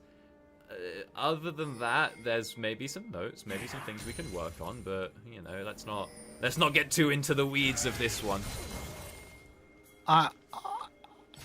Yeah, you know what, you're right. Honestly, it's for the best. That play left me a little speechless. The good news is it'll be quickly wiped from our memories, because in 10 seconds, the grubs are up. But right now, On is getting targeted out. You mentioned that AP depth charge just destroying the health bar of the EDG AD carry as XQW continues to make plays. And, you know, it was a good attempt to get out by Arn, but he doesn't have the flash. His own chains did a good job. They blocked XQW behind minions, so he couldn't E on forward, but it didn't matter. Climber's there with the ult as well. You've now been hit by 2 Silas ults, and Palkia is just level 4. We're going to try and contest this here. Just picking up 1 grub, it is nice. I think that's enough to deny the... call it. But no, it's not. No, okay, if you get 2 of them, you'll get the if you get 2 of the 3, you'll still get the feat. So that's picked on up there for LGD. But at least 1 grub secured for EDG. Are they going to be able to get much more here? We're not really going to look for that plate, because at this point XQW, I think, has access to... Oh, not quite. You can see it just for a second there in the bottom left. But he's close to having access to the Chains of Corruption again. Can't say the same for Arn or Palkia, still level 4. One thing to note is that we still haven't seen anything out of Angel right now, and Angel has been really, really good. He's been a little boring, but he's been very consistent. He's been very good at linking up with Xiaohao throughout the season. You know, going up against one of the new young mid laners in the league. But you know, it's just a surprise to see that Angel hasn't really done anything yet this game. I mean, he's got this Weaver's Wall, and it just appears that because of where they sent the Silas, all the action's happening around the Silas. And that means that if Angel's not matching him, he's not around this action. So yeah, he's built a CS lead, but Yeah. I mean, the gold's still the XQW. I mean, it's weird to hear because XQW should have an XP deficit, but you know, he's had people around him when he's in those lanes, but it just sort of isn't really that behind. As you see, Angel, despite being up 23 creeps, is still at the same level XP, and XP is very important for. Actually, wait, no, I can't read. Angel's 9. But XP is important for your Silas because it gets you levels, which gets you cooldown on your W. Very, very valuable. It is also worth noting that I think Arn is, again, this is the problem. Palkia has lost a lot of XP, but it hasn't really been, it hasn't gone anywhere into EDG, which, if you're doing your roaming right, if you're playing the map right, the amount of XP and gold in a game is a zero-sum game. Like, if you're losing XP, your teammate should be getting it. If you're missing creeps, preferably someone is picking them up. And that hasn't really seemed to be the case for Palkia here, because if you had a big XP lead, if you had Arn just catching waves solo, which he has done a fair bit, that's pretty nice. Varus is one of the few ADCs that actually scales with level relatively well, because of his Q being the, you know, you get what do you call it, like bonus AD scaling. When you level, the scaling increases, which is always nice, but unfortunately for him, you see he's even down a level on Savior, so he hasn't quite been able to speedrun, you know, a level 9 Varus whilst, you know, Savior's still like level 7. Second dragon coming up, and LGD already in position to try to take this one. EDG going to start things off, but no, it's the Pop Blossom with the turnaround. They get on top of Xiao Hao. He moves over to YCX to try to stay alive. He's burning, though, as Sasa will chase him down and take him out. Climber on the backside, going to die as EDZ had joined the fray. And here comes this call, the Forge God. Who's he going to hit? It's just a Nico clone. He's going to be real sad about that in a moment. So XQW once back in, got micro stunned, shoved over the wall, but now Angel's on the wrong side of the map. He's got to deal with multiple LGD members. Big knockup coming through from ZDZ. Do they have the damage? The Nico clone is blocking the rocks. XQW is just going crazy in this fight. Palkia is going to get run down by Savior, but the Q could not take him out. But LGD convincingly winning this fight. Oh, it's similar. It's just a bit too keen, you know? It's pretty clear that Angel's looking to flash out there. ZDC doesn't have to go in, but he just wants to. He just gets a bit involved. See it again back from the starters. Weird. I thought that was the clone for a second, but no, that's the real Nico. It's a nice little engage. You can see that I thought XQW pulling the Xin ult was going to be bad. You know, Arn's right there. Maybe we can turn it around, but the damage just isn't quite enough. The fight is split, and it's a poke Varus getting engaged on. You know, if that's attack speed Varus who's sitting there in that 2v1, that 3v1, XQW is going down quickly, but he can't really do a lot in a quick fight here, which means that even with the numbers disadvantage, LDG on that half of the fight can do fine, whilst the advantage side wins over in mid lane, and then it all goes downhill from there, as that clone does a huge, huge job of saving XQW. What a really well-played fight by LGD. They have been doing so well so early. Xiao Hao looking to try to keep the pressure up, but it has been rebuffed so far. And I mean, XQW has really come to play in this game. And with this early lead, it's kind of surprising. We really haven't often seen EDG thrown this far off early. Okay, like I said, I've been gone a while. Why have we rushed Collector on Sivir? Am I out of touch and out of time once again? Ooh. Is this the Whoa. Is this the hotness? Bro, I don't even know. And I play Sivir. I have not. I guess it is. Maybe I'm incorrect. Listen, I am just a play-by-play, bro. Sometimes I don't even know how to itemize properly when I'm playing games, and I have a guide right next to me. You know, maybe this is one of the new things that they're teaching on prodiff. You know, there's always a chance. somebody out there is probably coaching that. And if you want to play like the pros in your own solo queue games, like Savior, who has been doing such a good job over the last couple of games, you can take the opportunity to learn directly from the pros themselves. Doesn't matter your rank, the best way to start climbing now is to schedule a coaching session at prodiff.gg. You'll work one-on-one with an active or recent player in the NACL, the ERLs, or the LTA who will teach you to play like a pro. Get personalized coaching from the pros today at prodiff.gg. Using code LPL10 at the checkout, you'll get 10% off and you'll help support the lovely LPL English broadcast. Chat, I'm busy right now.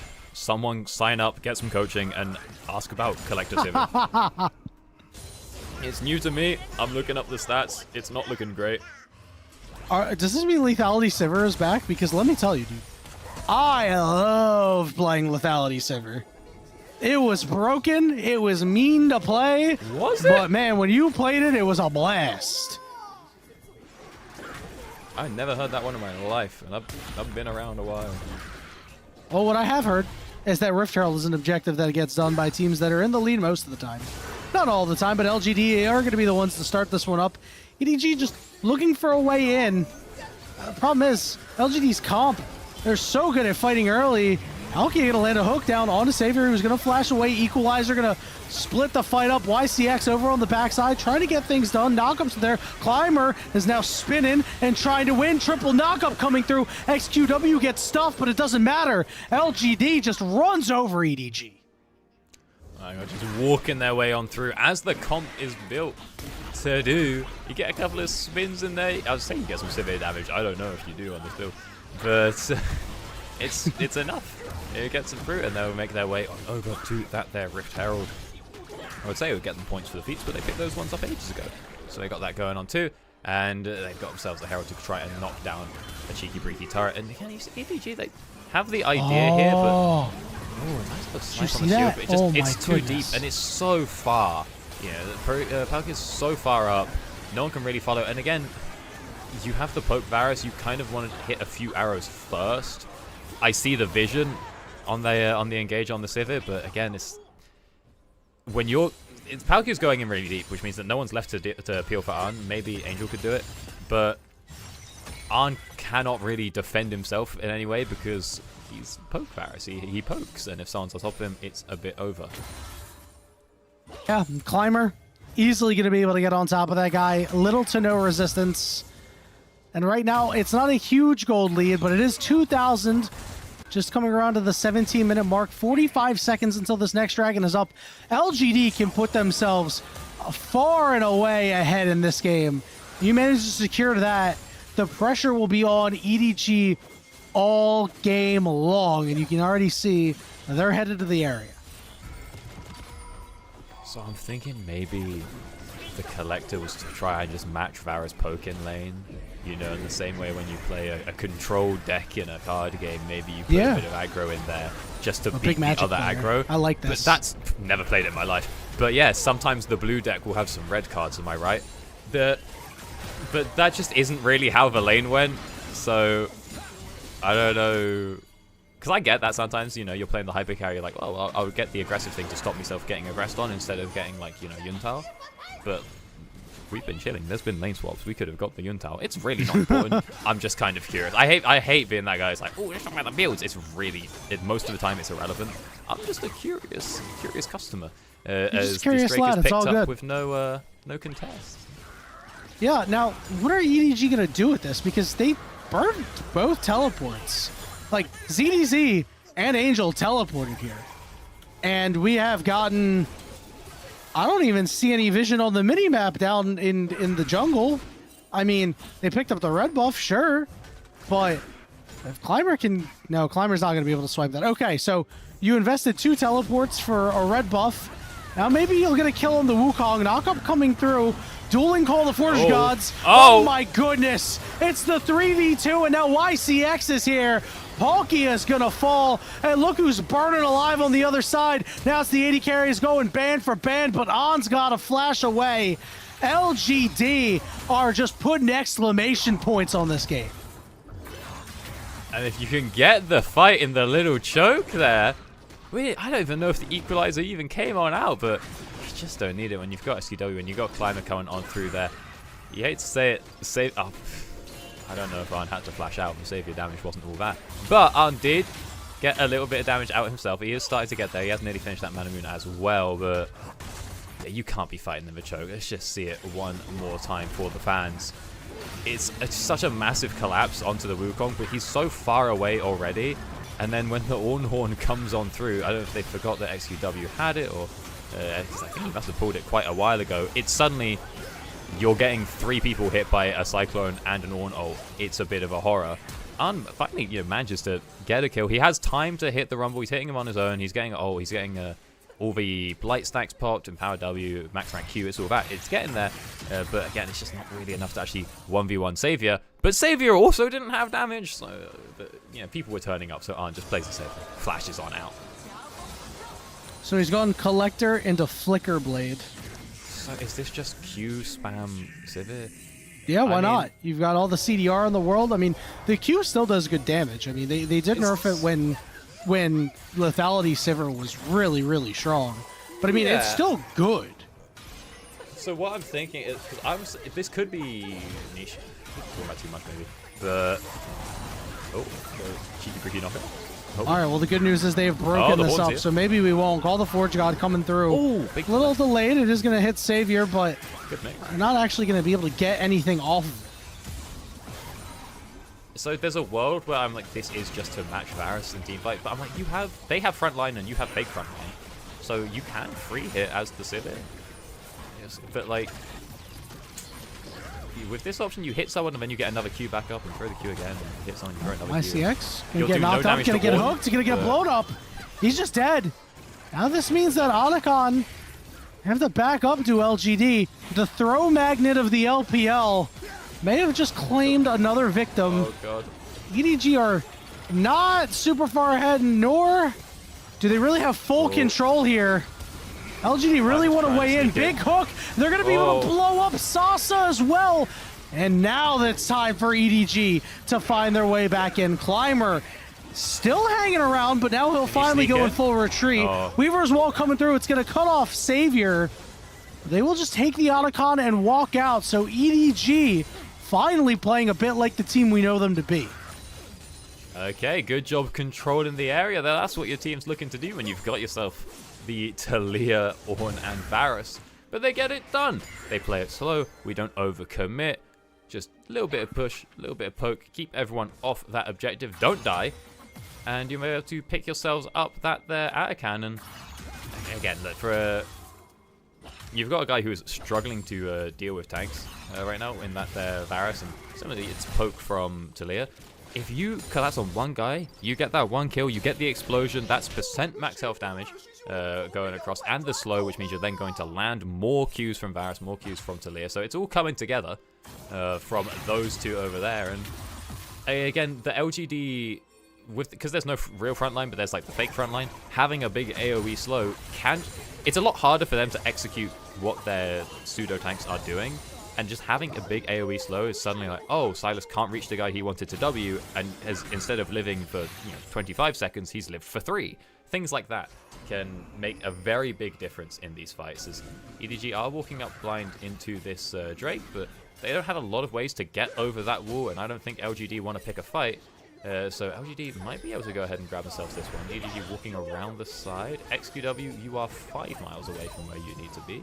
I don't know who you think you're flanking right now, but he might be about to hit something devious in that tri-bush if he wasn't spotted by the pink ward. Well, let's see. What are we doing up there? What are we doing over there? All right, we have YCX all the way over on the side. I really love this flank. EDG are going all the way in. Call the Forge God going to be stolen by XQW, and now YCX is going to move on the way in. He has been spotted. Oh, Nico! And there's the Pop Blossom onto 3 members. Zhao is going to try to do what he can to salvage the fight, but look at all the damage coming through. But On got engaged on by XQW. He's going to get a kill over the wall. Zhao Hao trying to keep his AD carry alive. He'll fall. ZDZ still up, but he misses the knock-up. And LGD take the fight. Oh, a generational flank, because EDZ should be going down here. No, XQW can't quite connect that E. Might be looking to try a dive here with the minions. Okay, Nigruken's got a nice shield. I don't think it's enough. All right. He collected. ZDZ just gives his life for 0.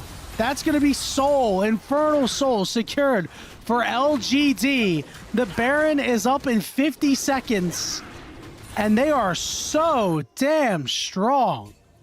And that's a perfect time to get your Baron as well, to get your fight. 50 seconds before Baron, you can all get your kills, get your money, reset, and then make your way over onto that top side. And this is just a generational flank coming out from CYX. And he's spotted by the ward, but he started so far back, it's just too late. EDG are way overcommitted.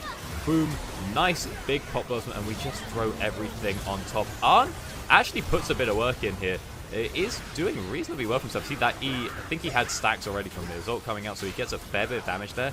Unfortunately, stops to throw that auto right as XQW goes for the Q. I think he's still dead in either case, but the fight is so split up. Everyone's been already hit by the wombo combo that you're just being ran down by various LDG members. There's only so much execution can do as XQW picks himself up that top turret, which is going to enable the team to gain control of the western quadrant to set up for Baron. More gold spilling into the pockets of the LGD mid laner. And in this showdown between the old guard and the new kid on the block, right now, XQW is the one who's tilted the game heavily for LGD. Fully stacked on that Darksteel. And that Darksteel does have the Zonia's component. It's a bit keen to go in. All right, knockups there. XQW is a little far ahead. YCX gets knocked out. He's going to go back in. Ooh. You're going to at least trade junglers. No, Zhao is still alive. He'll finally fall. But guess what? Climber sliding away, low HP. XQW goes in and out, and Savior is going crazy. This Sivir build is just doing so much damage. He's got a triple die on the backside, but now it's all up to On. He won't be able to get anything further. It's a 4 for 2 in favor of LGD. I can't believe XQW walked out of that alive. That was a little bit keen. Going in a bit far there, and I think, he takes the Xin Zhao ult, but then like Zhonya's inside. I'm like, oh, this guy's done for. He's cooked. He's in the middle of 5 people. But we've got a couple of items in the Riftmaker over on that side. So he can heal his way up, and he's just, again, he's being the fake tank. He's not a tank. But if he's popping his Xin Zhao ult and his Zhonya's and is healing off his W in the middle of 5 people, he's done the same thing. He's bought time. That's time for Savior to be dishing out damage. It's time for Sassy. It's time for the squad. You see, because this looks like a bad engage, We're going in onto the Ornn. What's happening here? Generational dive comes out from Zhao Hao. You love to see it. And he manages to pick up CYX, but he just takes so much damage from the Sivir that he goes from 100 to 10% health so quickly. And here, look at XQW. He was in the middle of 4 people. He's going to jump on back in and then just slide his way out because suddenly they go, oh, wait, where's Xin Zhao? Where's our team? Where's our guy? Where's Zhao Hao? And no one's really focusing on him to the point where he can just do this re-engage. And crucially, his E does not kill. If his E kills there, he doesn't get the W, he doesn't get the heal. A lot of Xin Zhao's you can also, I think, weave an auto in during that section. If he had, he doesn't get the W, he doesn't heal, he might go down, but he's got the control.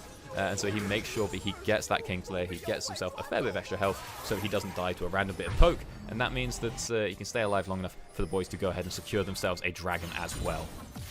Unsung hero on that fight, Salsa, who had a really sick equalizer. I mean, yeah, it's close quarters.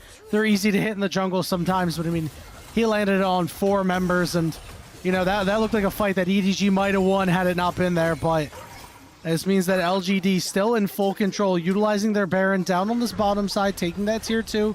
Meanwhile, Angel will respond in kind up top. They'll send the Rumble up there, and I think if you're EDG, you're just waiting until this Elder's up in 2 minutes. Maybe you can snipe something away. Well, the Forge God going to come down. ICX is going to go golden here. Angel even teleported down. But they got him. No, they got him. It's a bit keen to throw He's very dead. Angel TP as well. But it's Talia. You have ult. It's fine. Okay, we got a kill. We take those. Oh, wait, no, it's a generational bait. Hear me out. YCX. Okay. Never mind. I don't know if YCX had Baron before because they died in the initial play. But no, it looks like in the replay they had it. But that's going to give away that one of the minions is fake. So YCX, quote, gets caught so that... Actually, I don't know if he even does. They may have... I feel like they changed it at some point. Nope. Did they not fix it? It's still a giveaway? Genius. Oh, yeah. Okay. Cinema. Kino. watch YCX now sneak in as a minion and not give the game away as SQW bottles it and carries on. Nothing to see here, folks. Yep, that didn't happen 1 minute before Elder. Bit of an early steal. So we'll he's not going to be able to take that one. We'll see what ultimate he's going to take. Right now, he just might take the life of ZDZ because he is going in full pursuit after him. That equalizer went down, didn't do a whole lot of damage, and did not allow LGD to further pursue. Goodness gracious, you should note that ZDZ is not actually that tanky, relatively speaking, right? Because he's playing Ornn, but his tankiness in a lot of these items is conditional, right?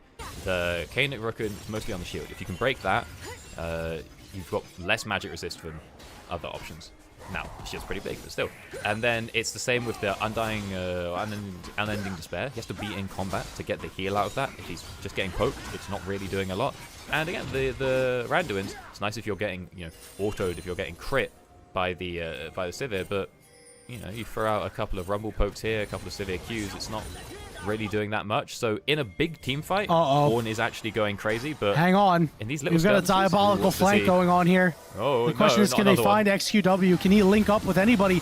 They're going to go all in on him. Xiaohao takes a lot of damage, though. Hook not going to land on XQW. He's able to get away. The equalizer's there. Double knockups, but it don't matter. Palkia is going to fall. Look at the side. The Pop Blossom will only land onto one, but guess what? Savior flashing forward wants to end this game, and will rip apart the rest of EDG. That is an ace. It looks like it's time for Elder Dragon. Just T-feet on to go get the wave. They're going to get the wave. It's over. Don't know if it was a two-man job, but I like the attempt. I like the hustle, because that's a 5-man push going straight on in against an ace. We've got 20 seconds on the board for that. We Xiaohao and Palkia. That's not really enough. That's not really enough to hold onto your base. 1 versus 5. Next, or the turret falls, the inhibitor turret falls. Surely the Nexus is next on the block. Angel's not going to be up quick enough to drop a Weaver's wall. Xiaohao's not going to be up quick enough to get anything done. Palkia just trying to clear out the wave to keep the turret healthy, but it won't be enough. Nope, LGD showing up big time. XQW and Climber have a game, guys. I mean, they played so well as a unit. I mean, really just LGD showing up big time in this game. Really surprised at the level of competency they showed in this game to be able to knock off EDG here in game 1.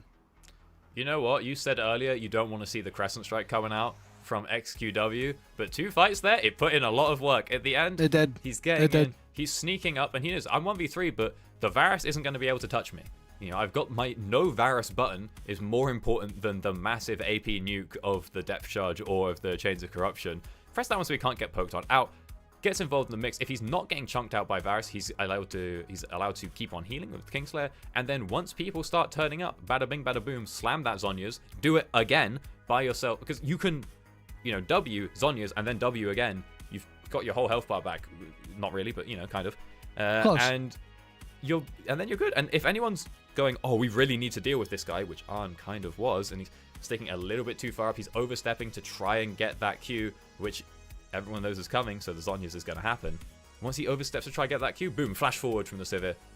Get a Q of your own, and it's basically the same, because it's a lethality Sivir, kind of, for some reason. You see how much damage that the boomerang can do, and we've cleaned out the fight. It looked really good. I like the damage that it put out coming to a solo Q game near you in North America. And if you subscribe to the Life of EDG making it to Worlds, you can't drop games to LGD. LGD, like we said, a lot of good raw talent on this team that are really, most of them in their first years. But, I mean, EDG has shown that they are head and shoulders better than a team like this. And if you drop a game, I don't care that you're already locked for a top 2 spot.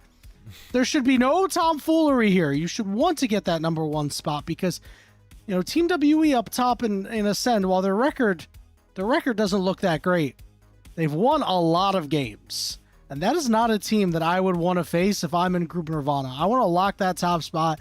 I want to go play against FPX, go take my easy dub and move on in the playoffs. And against Team WE, there's never any easy dubs. Hey, from my perspective, FPX have turned it all around, given there was only one bad game and then one, okay game. So, Is it? Am I understanding right that it's not that the seed's specific. It's not like, you know, the top of Ascend plays the bottom of Nirvana, but the top of Ascend gets to pick who they want, right? So the way it works is that the bottom 4 of Ascend play against the top 4 yeah, when I of say Nirvana. the top, I mean the top. Okay, of the that's what you mean. place, Yes. Yeah. So 5th seed gets first top of pick. the bottom. So like as an example, Weibo is currently 5th. They would get to choose who they want to play against. Probably going to be that 4th place team. Obviously, Weibo could still slip down, but you know, let's be honest. None of these teams really want to play against an IP or EDG when they're playing so well. But if EDG fall off a little bit, you know, I'm sure Team WE would feel much better about a matchup with them. We've also seen that sometimes teams will not pick who we expect. I believe in Split 2 we saw a bit of a I can't remember. I think it was Weibo who openly picked WE and got ranched by them or something. At least yeah. No, so I can't remember how that worked. In the technical sense, yes, like your actual placement doesn't matter in Nirvana because unless we've truly not done our homework at all in Ascend, they are picking directly who they want to play. So it doesn't really matter if you're 1st, 2nd, 3rd, or 4th. Off of a numbers perspective, like it matters how you play, right? Yep, exactly. Top, you know, so that's how it goes. Placement. You just want to look scary. Yep, and exactly. You want to look very intimidating, and right now EDG did not look very intimidating in that game. They cannot lose any more games if they want to lock first. They cannot lose any more individual games. So from here on out, EDG, if they really want that top spot, you gotta go. You gotta 2-0 these last 2 games, then you got a 2-0 in your next series and call it a day at that point. But LGD, listen, they want to make sure they're locked in that 3rd spot. We talked about that earlier, and he hit both of them. Yeah, I don't know. Did he hit both of them, or was I think that one? I didn't notice that there were 2, but I think it was just one was called by Ornn and one was sent by Silas. Can he hit both of them? Is that a thing? That's what happened there. They both went in the same direction. But like, is that a coincidence? Were they both Silas's, or was it this? They had just so happened that Ornn summoned his at the same time that Silas they summoned theirs in the same direction, and when Silas hit it, he hit both of them. Oh, I don't know. I was thinking. I know that Silas can take Syndra's orbs for ult. There's like a few weird ones. He can steal Ornn's ult. Yeah. You know, honestly, I saw it and I honestly just assumed it was a graphical bug, or I would just am delusional at 7:45 Eastern in the morning after working all day yesterday. But no, it did happen. And honestly, if you ask me, because of that alone, he deserves an MVP. But I mean, you know, the rest of the gameplay really speaks for itself. I think XQW certainly earned an MVP with his performance in this game. Not the chess speaks for itself on this one. My goodness, yeah, it was a pretty dominant showing from XQC. My goat. Palkia's hook hitting the wall. Truly, tough there, by the way. Could have potentially made a difference, but I don't know. It was just so hard to kill that guy. Way too fed, and then Savior just chef's kiss, closing out the game. And LGD, again, their objectives pretty damn good, especially the Dragons. The Dragons were really, really good. Again, they swept the Dragons out. I mean, EDG didn't really have a shot to get any of them. It's my question going on through. Yes, there's nothing. They truly could not breathe through any of those objectives. My question now is that XQW was going crazy with it on the Silas, but Silas is very, and he was doing everything that he needed to do in those fights as that. There it is, MVP. Let's go. Well, yeah. He was doing everything he needed to do as the Silas, as the pseudo tank. He was filling his role perfectly, because there are lots of different ways you can play a champion, different ways you can adapt to a game and to a game plan. He was doing the right one. That's always good. That's one of the hardest things to do in this game, is to play one champion multiple ways and adapt. But no one else really chefs it up like Silas in that regard in the mid lane. So I'm now wondering what the plan is going into game 2. You know, is it they want to go, because if they try to go for a similar comp, a similar style, your options are way limited in mid lane who can pull off something like that. You know, oh, we're gonna get Vlad in, he's gonna heal. You know, what are we doing? But we could try something completely different because again, Silas is very versatile. Maybe this is just how they chose to play at that time. I don't believe that that's like all XQW has is being that like bruiser in mid, but it worked the first time, so are they gonna try force it again? All that depends on how many mid laners are left available when they determine it's time to pick a mid laner, because the pickings can get real slim real fast. We're going to go ahead and take another short break. When we return, it could be our last game of the evening or the day or the afternoon, wherever you are, as LGD are looking at 2-0 EDG. See you soon.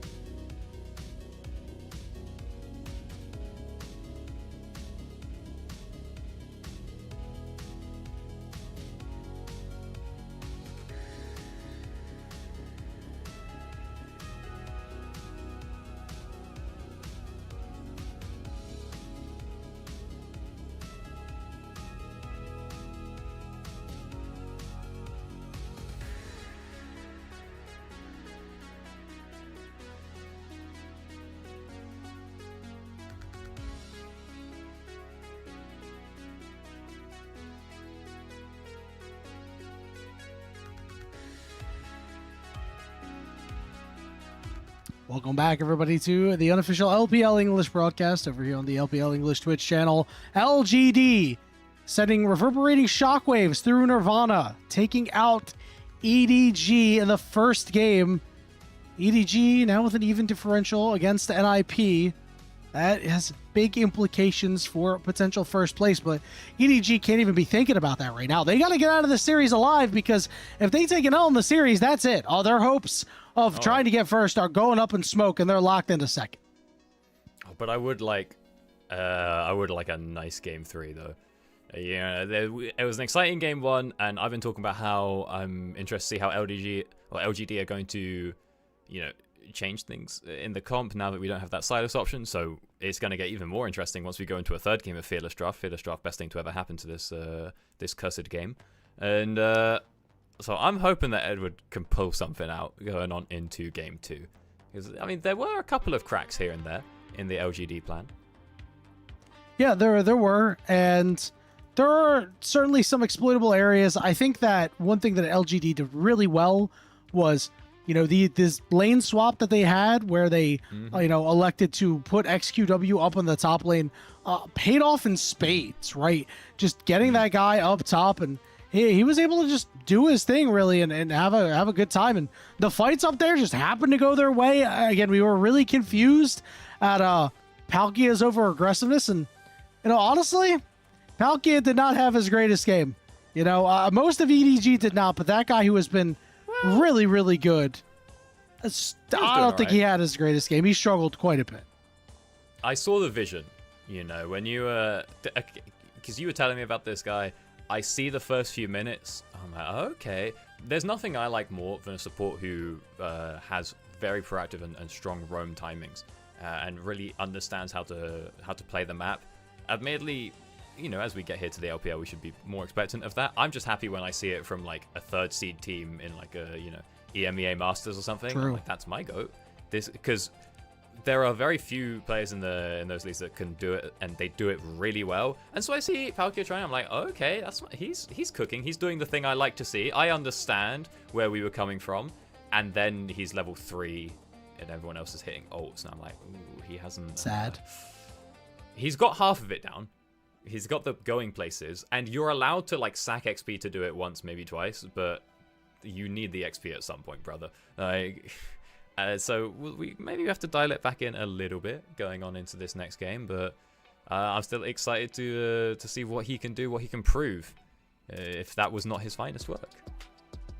A lot of similar champions hitting the ban list. One thing to note is Yunara was available last game, but will not be available in this game. So last time around, EDG banned out Azir, and then we saw an Annie ban. So right now, it's either Azir, Annie, or Poppy. And if either of them bite the dust, well, we'll see. You see Trundle get taken away, so the mid laner is being left a little bit more open here, Doctor. Yeah, we got options. I wonder, is it going to be Corki, Azir, Orianna? We haven't seen Orianna yet, to be fair. Oh, don't worry. Don't worry. She's in the meta too. Oh, good. Oh, thank goodness. She's my favorite. She's like one of my favorites. An Orianna Syndra meta. We don't see Syndra. Really? Yeah, Syndra nowhere really to be found. What happened? I think she's. What happened to? I recall she was played like one time, kind of recently, but I think that was it. Back in my day, it was the Syndra Vlad LeBlanc, was it? Like trifecta? No, it was a Syndra, Vlad, and Ori that was like the trifecta. Yep. It was like Syndra beats Ori, Ori beats Vlad, Vlad beats Syndra. Bring it back. Bring some Vlad in general. What's going on there? No, absolutely not. I don't want to see that champion. We can't be B1. Yeah, bro, it's a sick B1. It's so good. R4, dude. What are you saying? No, bro, it's such a sick B1. If Gwen's not available, this is what you pick. You pick a giant meatball in the top lane that does fine in the heads up against Ambessa, and if you want to 2v1, you can send your Scion to the 2v1. He'll do just fine. Then Ambessa will suffer. We're going to also see the Galio get locked in. So I already really like what I'm seeing at an LGD, because already we're looking to get some dive in and really follow it up with a Galio. I think EDG, very wise to that, will take the Kaisa. I'm just saying, like, if they B1 a Scion, I I'm trying to think what I wanted to say I was windmill slam Jax, but I'm actually pretty sure it's an atrocious matchup for him. But like, oh no, it's okay. It's like, surely if they pick a side, are we not just picking like Gangplank and just saying, okay, Migo scale? I can't remember the last time I've seen that champion. Migo scale? Like, I would say the Ambassador Scion, I saw the potential in the last set, but needless to say, there was a bit of a diff. You were versus the Shy, not much you can do. I am much more preferring this comp from LGD around the Ambessa, because before, I was saying Ambessa, she dives, but she's not really engaged, and she's not really an assassin. She's just kind of there. Now you have Galio and Vi to go with her. That's a real engage, and I was wondering, when we were saying about no one else really fills that gap that Silas does. The closest you're going to get is Galio, but even then, he's like you could just play a normal tank mid. You could play Ornn mid if he wasn't, taken away from Fearless here. So the Galio does fit it. It's a sick comp. I like it. There's a lot of pressure, though, on LGD, because if they're committing that, okay, we want XQW on like a bruiser or a tank, or we want him in there, I don't think there's a third one. If you lose this game, I'm not sure what you're pulling out in game 3. So, they're trying to get this one done in a quick and dirty 2-0. We'll see if that's going to be be a possibility for him here. Yeah, I'm not quite sure what the options are going to be here for LGD, because we talked about that Kai'Sa getting taken away. That's the best dive AD carry to go with you, right? So, I think anything else might be a little bit too low damage, and the problem is there are some really good champions that are great at diving, like Samira and Nyla, but you won't see those. Now, the Kalista will make a lot of sense if they want to lock this one in. All right, let's hear it. It's Galio support. It could be. I'm saying, why did we ban Poppy versus Alistar when we have first pick? We could just pick Poppy support. And clearly they have a Kai'Sa, and they want someone to dive in with that. And so we've banned the Nocturne, but Jarvan is still available, and I feel like Nocturne, Jarvan, and Vi are like the only 3 that can really do that. So I'm thinking, why, if we're banning Nocturne, we don't want them to have someone who can dive. But we have left Jarvan open, and we've banned Poppy, even though it's a pretty hefty counter bot lane. But it's Galio support, which also counters the Alistar very nicely, and combos really well with Kalista. Lock it in. It's just Orianna mid or something here that can that can enable the wombo combo, because we have okay, here's the thing, we have this combo, right? We have Ambessa going in, Vi going in, Galio going in. None of them do damage, and Kalista is not going to be the one to push it over the line, especially if it's like lethality Kalista. Maybe don't do it. I've locked in so much. I would not pick the Thresh here. No, he's I baiting. love Thresh. He's not picking Give Thresh. me Renata. Yep, Renata. This is the right pick. This is the perfect pick here. It's the really lane counter. It's the lane counter. It stops whatever engage EDG want to throw at you. And if you catch on with it, On's going to rip his own damn team apart. I was so close. I thought, okay, he's hovering Thresh because he's going to change to like Karma. It actually wouldn't matter at all. He's going to change to like Karma or Nico that'd be if she was available. Really awful. And then it's like a bait because he's going to change to something that looks like a mid laner, but then they're actually going to play... He's going to change something that looks like a support, but they're going to play that mid, and they're going to play Galio support, and that doesn't make any sense because it was the R5 pick, so there's no real baits coming out there. I'm now, again, a little worried because, well, for what I've just outlined, like, where's the damage here? That if the Ambessa is behind, I think there's a lot of trouble here because, the Vi does as much damage as she does. I was the GOAT of Vi back in Season 7, let it be known. I've played, I think it was 120 games in a row of just Vi. Ran it straight up to D1, I think. D2 or D1. It was sick. Nothing else. Let's go. The thing with Vi is she does as much damage as she does. I was getting bottom damage every single game because she's going to Q or ult in. She's going to do like auto E auto. And that's it. There's no extra. She has like just single target. She hits one person until her rotation is done, and then she walks away and either does it again or dies. And Kalista is kind of similar. I'm not in love with trying to get through Alistar, Skarner, and Sion as a hyper carry Kalista, because Kalista's not a hyper carry. She's a very early game centric champion, and even if she had like Gwynsu's Kraken and Hurricane, she's still not really going to get through those guys. I'm a bit worried because she's got lethal tempo, so that's not, the Halo Blades Q max lethality lane bully option. And the Galio is also not really doing a huge amount. Maybe I've tried it a few times to go like Riftmaker Galio and stuff. I've never really felt it. It feels to me like everyone here just does a little bit of damage, but not that huge amount. And the person who can push the whole team over that threshold is going to be the Ambessa. So I want to see a lot of action up in this top lane from Climate and Sassy. I want to see her ahead because she's the one that can actually just... I think that every fight that LGD, they go in and they do like 80% of what they need to. But the only person that can get them that last 20% is Sassy. Alrighty, bud. I'm going to blow your mind with this one. Okay. Are you ready for AP Callista? Not quite. Well, you should be ready for it because I think this might new? be an AP Callista game. Does she have a single AP Oh, scaling? brother. Like the W. Brother. Isn't the W So, AP scaling? They had a recent change to her Oh, grow up. No, brother.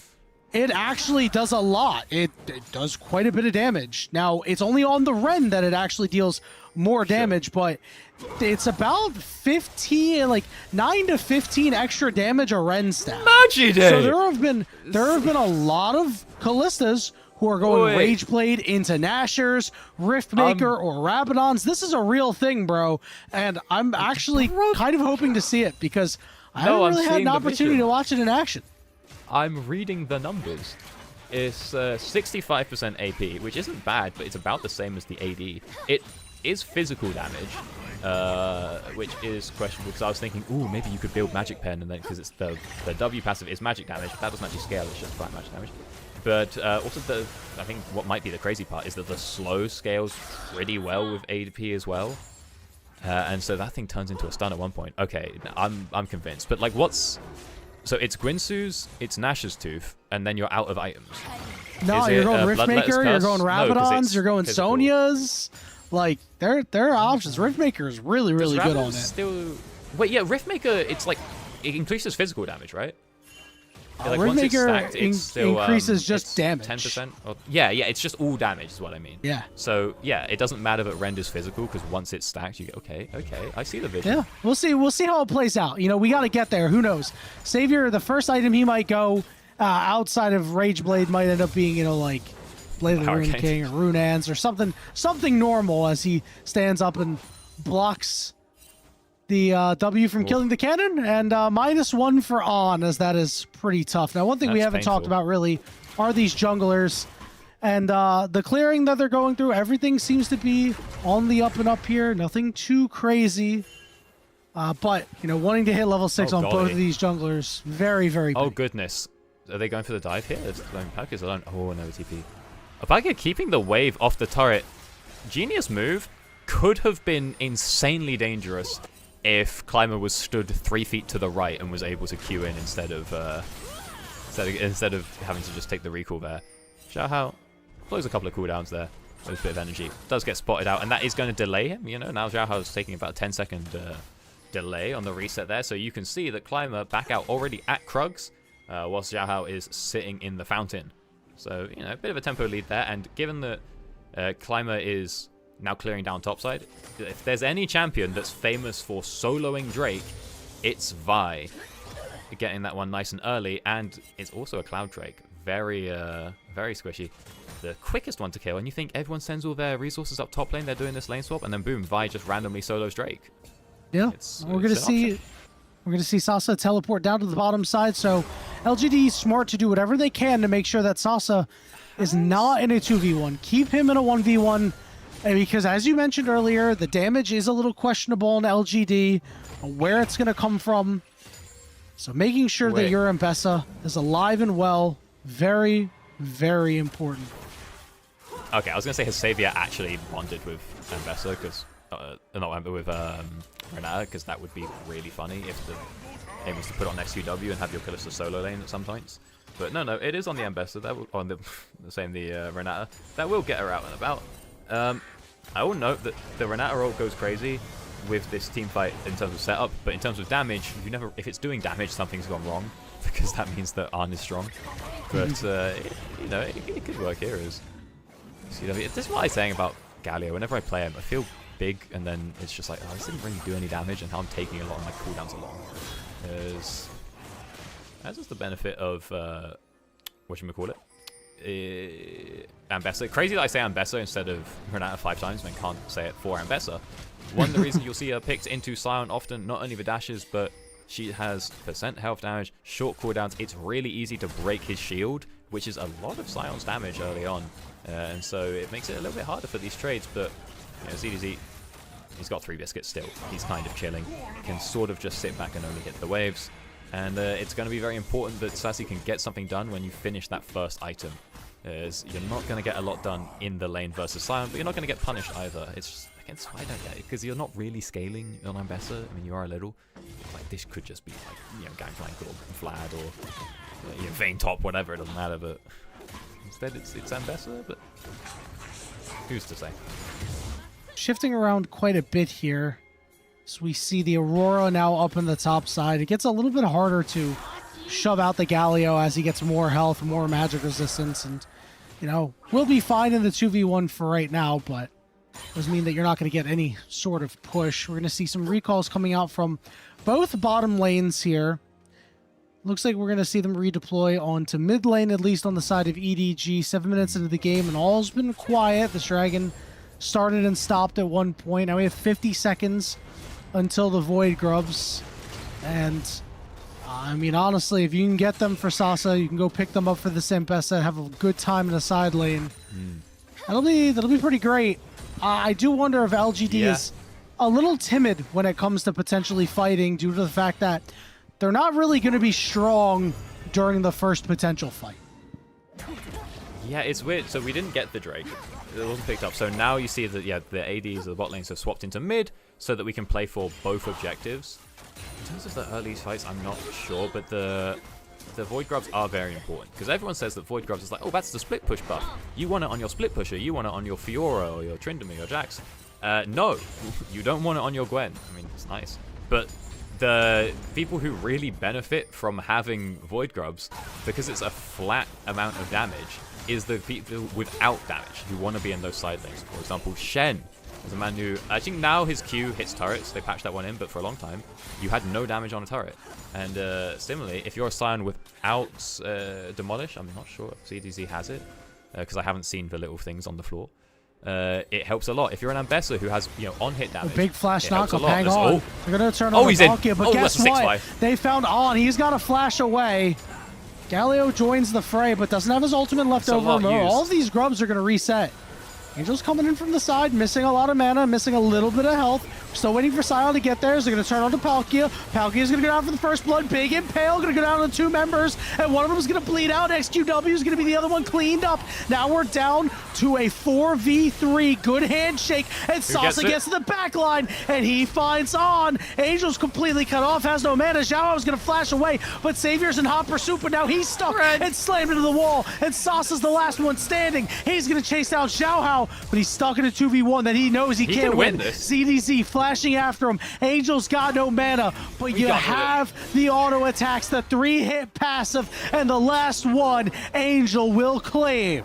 Oh my gosh, I don't think, yeah, Sassy didn't have the Eclipse. If Sassy has the Eclipse there, it's a different 1v2, but he's only just picked that one up off the back there, and that's a lot of kills going on over to Aurora. Let's see, a lot is burnt from LGD, and we don't get enough. So here it is, you have the big engage coming in from the Vi. Ambessa does not take the opportunity to throw, I don't know, maybe she's out of range, but Vi Galio comboing the ults, and then it's kind of over. It's like, that was kind of our big thing, and we didn't really use it. We got cooldowns, but we didn't really use it. And sure, we're engaging onto Palkia. That's nice, but Xiao Hao's doing a bit too much work there. Whilst the Aurora damage is coming out, you know, we're inside the Aurora zone. It's just, the initial thing didn't work.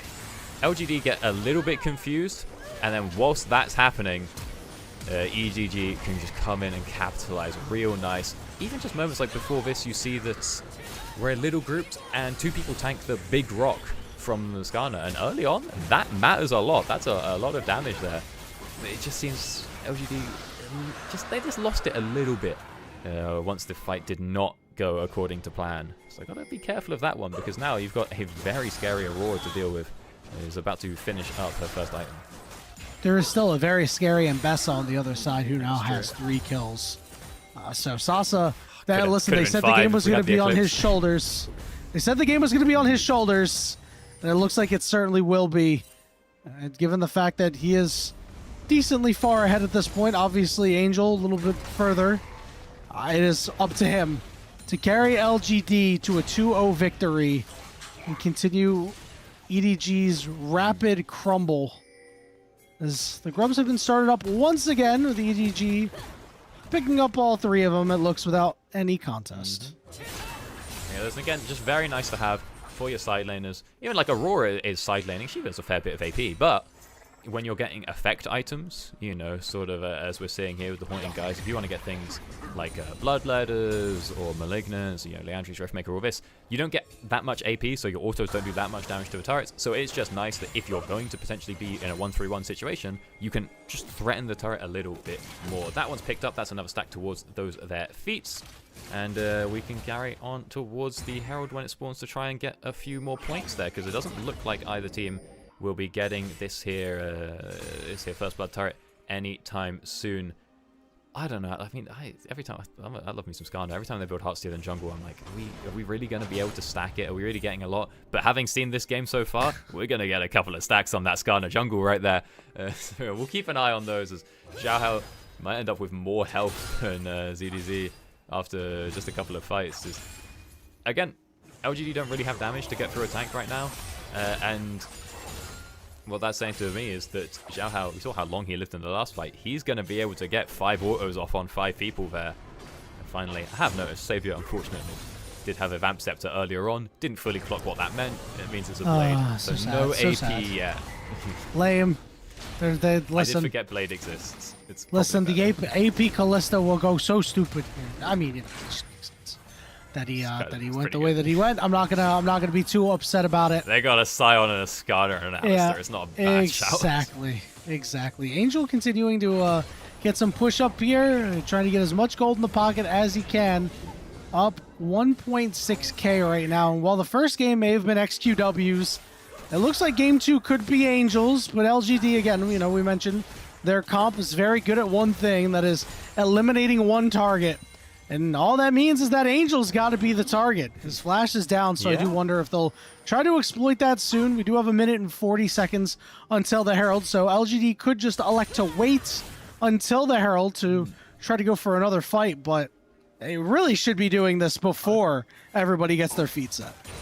I think I would note that it's not specifically about, like, we have to get rid of one person like a dive comp. It's kind of, we just have all this AoE, all this wombo, and if it doesn't kill anyone, that's a problem. But if we can kill one guy, we can probably, we're strong enough to take the rest of the 5v4.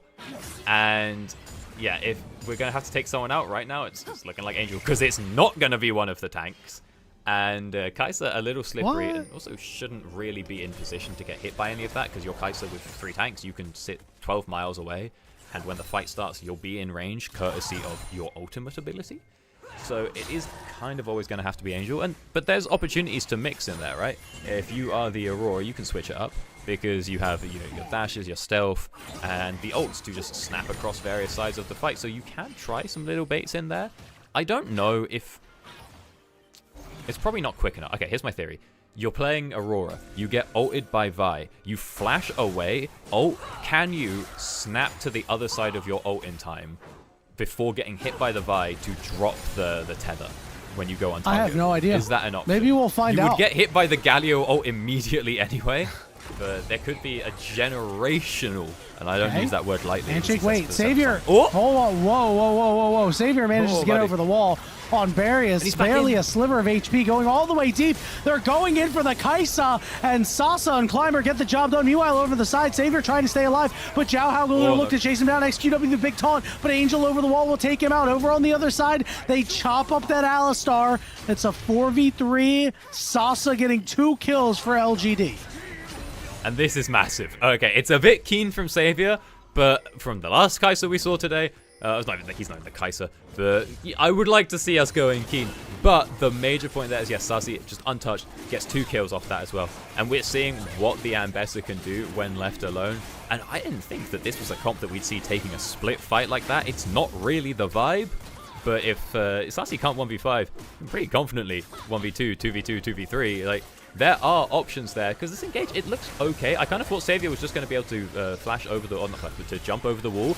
Even if he had, sick flash from Palkia to be able to knock up on both sides of the wall. Lovely little bit of an option select there. Savior does unfortunately stay alive, but, you know, I said that Arn can sit 5 miles away from the team because you have this kind of engage you can ult in, and that's exactly what he does, but spoilers, he's 5 miles away from the team, and just gets completely comboed on in, and it all goes downhill very, very quickly for him. And without that, you know, the Aurora's a bit too far away, you've lost your main damage, the fight's really split. When you have tanks, you don't want a split fight, you want everyone fighting around the tank so that Aurora can dish out some AoE, and that is not what happened there. One thing to notice that because Angel didn't really get in that fight, his flash is still up compared to many flashless members over on the side of LGD, so we'll be able to avoid out on a public execution if it comes down to it. As Herald is up and has been up for a little bit, we can start to see the teams really congregate around it. ZDZ the first one walking up the river here, Sasa giving chase. But ZDZ, even by virtue of his ultimate, will be the one to get there first. Herald has been started up. I'm going to see XQW take a back here. Go grab an item. He doesn't have his ultimate up yet either. Right now it's just being done by Skarner, and it's quite slow. That's crazy. I think that, you know, the Hollow Radiance is not going to be the difference maker in this fight. And sure, he's back now, but the Herald's already halfway gone. Climber has to get in there. He's too far away. Well, do they fancy a fight here is the question. Climber goes in. Gonna go target out this priority target. Take him down. There's the impale too. Everybody's stunned. On gets to the back line here, but guess what? LGD, they're on the back line because it's all them, and ripping through with the Herald is Xiao Hao as he will run away, and LGD just completely rip EDG apart. Okay, we have to be a little careful here. Make sure we get the turret mid. No one's contesting it, that's fine. Because that Herald is eventually going to get the turret bot. And we don't want to give up first blood turret after having just won that fight. And so close are the feats now. The next kill will decide them. As we have 2 kills apiece for each... the next objective will decide it. 2 apiece for each squad. But again, goat fight. Savior is just completely untouched on this one. And it shows, you can see that blade putting out so much damage. Aurora is the focus. That's the point of having a Vi into Vi version 2, aka Ambessa. And there's just nothing that can be done. You're just out of the fight entirely. It looks good when the big Skarner ult comes on through and you have knockups as well, but the damage just isn't quite there. And we split up slightly, and that means that Arn is now left alone. I don't really know what Xiao Hao's doing getting into the Herald, but I don't think there was a lot he could do to save the team as well. And you can see it there. Also, he's got 35 stacks on the Heartsteel, so he's not been able to get those autos that he so desperately wanted. And it's going very wrong very quick, as Sassy is just so massive on the Ambessa. 2 items now, 15 minutes. Yeah, might be relatively far along to that third. And it's the Shodan as well. I think that's a pretty snowbally second item to be picking up in a comp game. You know, it's usually going to be a Black Cleaver or something to help you stay a little bit alive. He's saying, no, give me cooldowns, give me damage, give me opportunities to proc the Eclipse and my shields, and we'll take it from there, because right now no one can really touch him. He's so strong right now, and Angel flashless, that means the next fight. Guess what, buddy? You are the one who's getting targeted. Otacon up in 35 seconds. It would be very odd to see that Otacon would be the big decider for feats this late in the game, but who knows? It could be the Dragon. The Dragon is trailing the Otacon. That's coming up in about a minute. We do see a lot of members of LGD up on this top side. They have about a 1,500 gold lead, and you know, EDG, it just feels like this team, they're leaking oil as the season is starting to wind down. Their last couple of series now, they've dropped at least 1 game, and you know, they did have their match that they dropped to NIP. No shame in that because of how good NIP has been down here in Nirvana, but if you drop to LGD, all of a sudden you got to start hitting panic buttons. Well, they look good if you ask me, but we got to lock in right now because... Oh, yeah, I mean, the thing is, we have Drakes coming up, right? We have Drake coming up and Atacon coming up. I'm kind of hoping that no one just sneaks a Drake here. That's going to decide feats. In my head, there's now a big fight around Atacon, huge team fight. Team gets the Atacon, they get the feats, they win the fight, they get 2 massive buffs at the same time, and they win a team fight. It's huge. And so in a relatively close game, all things considered, this is the sort of the big moment, provided that nobody sneaks the Drake, and it looks like we're all cowards because a lot of people are moving on down towards that Drake, but it could still be the same. If you overcommit for this Drake, because you don't want to lose feats, you take a bad fight, you get wiped, and sure, you got feats, but now you've given over Atakan, which I think is more valuable. So we'll keep an eye on this as everyone makes their way on down here. All right. Sassy, okay, crucially, Climber got a second item. I wanted to see the items to see who hit their spikes in time. Climber's going to get spotted. We haven't got time for that. Climber's He's far gonna away. Get spotted here. He's Angel too far. marks him. Not able to actually get in there. The hostile takeover, though. It hits everybody. We're not on the backline, but not on the priority targets. But On getting chopped down. Angel targeted out. And he is in trouble trying to go between worlds. And he's stuck. He finally does. But On dies on the backside. Sasa and everybody else chopping him up once again. LGD lose the dragon, but they win the fight big time. Can they turn that into Atakan? They've lost the feats. Is it exactly as described?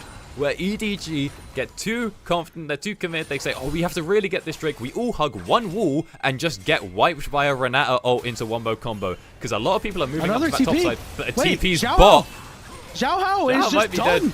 He's, yeah, you can't live through that. Now Angel. That teleport going to be a complete waste here. We see Otacon being done on the top side too. I mean, LGD just overwhelmingly winning that play now. EDG crumbling right now under this here pressure. There's too much going on at the Drake. Xiao Hao's getting caught. The 1v2. Angel's wasting a TP. We saved the turret, but Atakan is picked up. That's a lot of XP coming on through to the team with those petals being picked up, and of course the big team fight buff. So let's look here. Yeah, Climber is miles away. I think there's a world where Climber, you have to have very good awareness to know this, but he says he sacks it and just goes for Angel instead, but it doesn't matter. The team fight is much too strong. I'm pretty sure I just saw Vigor get cancelled by something. I'm not too sure, but once that Renata ult comes on through, the fight is split. Again, EDG are just running kind of because they have to, but this is not a team that does well at running away. You know, you have 3 tanks. Aurora likes to run away. Kai'Sa can do it a bit, but the rest of them are pretty useless in that situation. And so once the fight turns around, once LGD have momentum, it is over. And I was saying before, the whole point of this comp is that LGD don't have enough damage when they go in unless Ambessa was ahead. Well, Ambessa is ahead, now other members are, so they have enough damage when they go in, and that's terrifying, because for EDG, there was a world at some points in this game where you could just tank the combo and then see what you could get done. This is not an option anymore as a sweeper. Oh, no. Parakeet, I don't know. What's a Palkia doing on Route 3, bro? How do you get there? What's a, like, bro should not have been there. I respect the fact that you're... Not the randomizer. LGD understanding the assignment here, grouping around Sasa. He's going to miss his ultimate, though. YCX getting tagged and blown up immediately, but they're just diving anyway. Gala ultimate coming through and trying to keep him upright. Sasa taking too many turret shots. He's going to try to get out. Trying to dodge out of the side. Outside of flash after him. The shields are too strong. The rest of the team are there to escort him out. LGD over dive, but it don't matter because they're going to be able to take down the Scion anyway. They're going to find Angel too, and Palkia all of a sudden just left alone. Redemption heal gonna come through because the corpse of Renata's there. It's gonna be nice and easy here as Palkia turned into a bit of a pincushion. Nice job waiting out the queue, but Climber, all right, listen, Palkia put the moves on him, all right? He double teamed. He's right there. Oh no, a true horror. But I get that's the terror of I mean, yeah, we just walk in, right? But the Ambessa is terrifying. We've missed the ult entirely. It does not matter. We can just combo onto people, and as in now, again, we have actual items coming out from the Callista, so there's damage there. This is just crazy from Sassy that... He's still alive! I was saying, like, you know, you play off the items with the Eclipse and her own, like, shielding as well. But usually there's like a Sunderer in here or something, maybe. That's why I thought it was keen for Sassy to get the Shojin, but no, he just has it like that. He doesn't need the defensive item. He can just stick in the fight. Okay, I got so depressed. I just watched Palkia kill his mid laner in that last replay. I was trying to figure out how Savior got over the wall. Well, it's because Palkia delivered him right there. Baron gonna be done here by LGD. Uncontested completely. Now EDG gonna try to do what they can to maybe take one turret, but a quick rotation by LGD, a teleport coming over means that EDG really have nowhere to go, and with this dragon coming up, I mean, LGD are more than happy to fight. See if we can have a little crack at this one. I don't think EDG want the fight, though. I think the Drake might just be handed on over. And with Baron resets, plenty of time for various members to go and get involved. And you see there, yeah, that they don't want it at all. Angel was just teleporting up to top to see if we can maybe crash one wave in time to get that turret. They know the top turret and that bottom tier 2 are the targets. So say, okay, I'm just going to TP quickly, push out a wave so that it's not there to get empowered by the Baron. We'll get the second one here as well. That's going to buy 30 seconds, 40 seconds. And hopefully get a objective to get the bounty as well. But my god, it's... Oh no, it's not looking good for Rafa. But is Angel going to get the bounty? Bro. He is. Oh man, well who knows? Maybe they can still do it. Maybe they can still win this game. I don't think so. But Rafa's got to have the finest copium they can find in his neck of the woods, because his boys are getting beat down pretty badly. As LGD gonna shove it down mid lane with their Baroned up minions. Looking to go take out this inhibitor. Palkia showing up to the party. 4-man knockup. What are we doing? Knockup's there too, but they don't have any damage either. Hostile takeover hitting so many, and it opened the door. All clear to take out on. Palkia goes down next, and another 2-man advantage for LGD. Why are we engaging before Angel's back? I thought the plan was just to give up the inhib. Like Angel takes it, you're going to lose it anyway. Angel can get an advantage, but then they just go in without their major carry. Now Angel has good damage here. Health bars are low, but Arn isn't around. You see, if Angel gets some good poke with the W, maybe there's something happening. If Sassy oversteps, falling. All right, we're going in with Galio here. Taunt's going to go down. Angel hit someone. Sasa on to Angel. Oh, flash Q. Angel's dead. Final Nexus turret falling, and that is EDG Big falling. passive. They have run out of oil. Gotta send this car back to the shop. LGD, a big upset here to lock third place. Could not Jaio here today.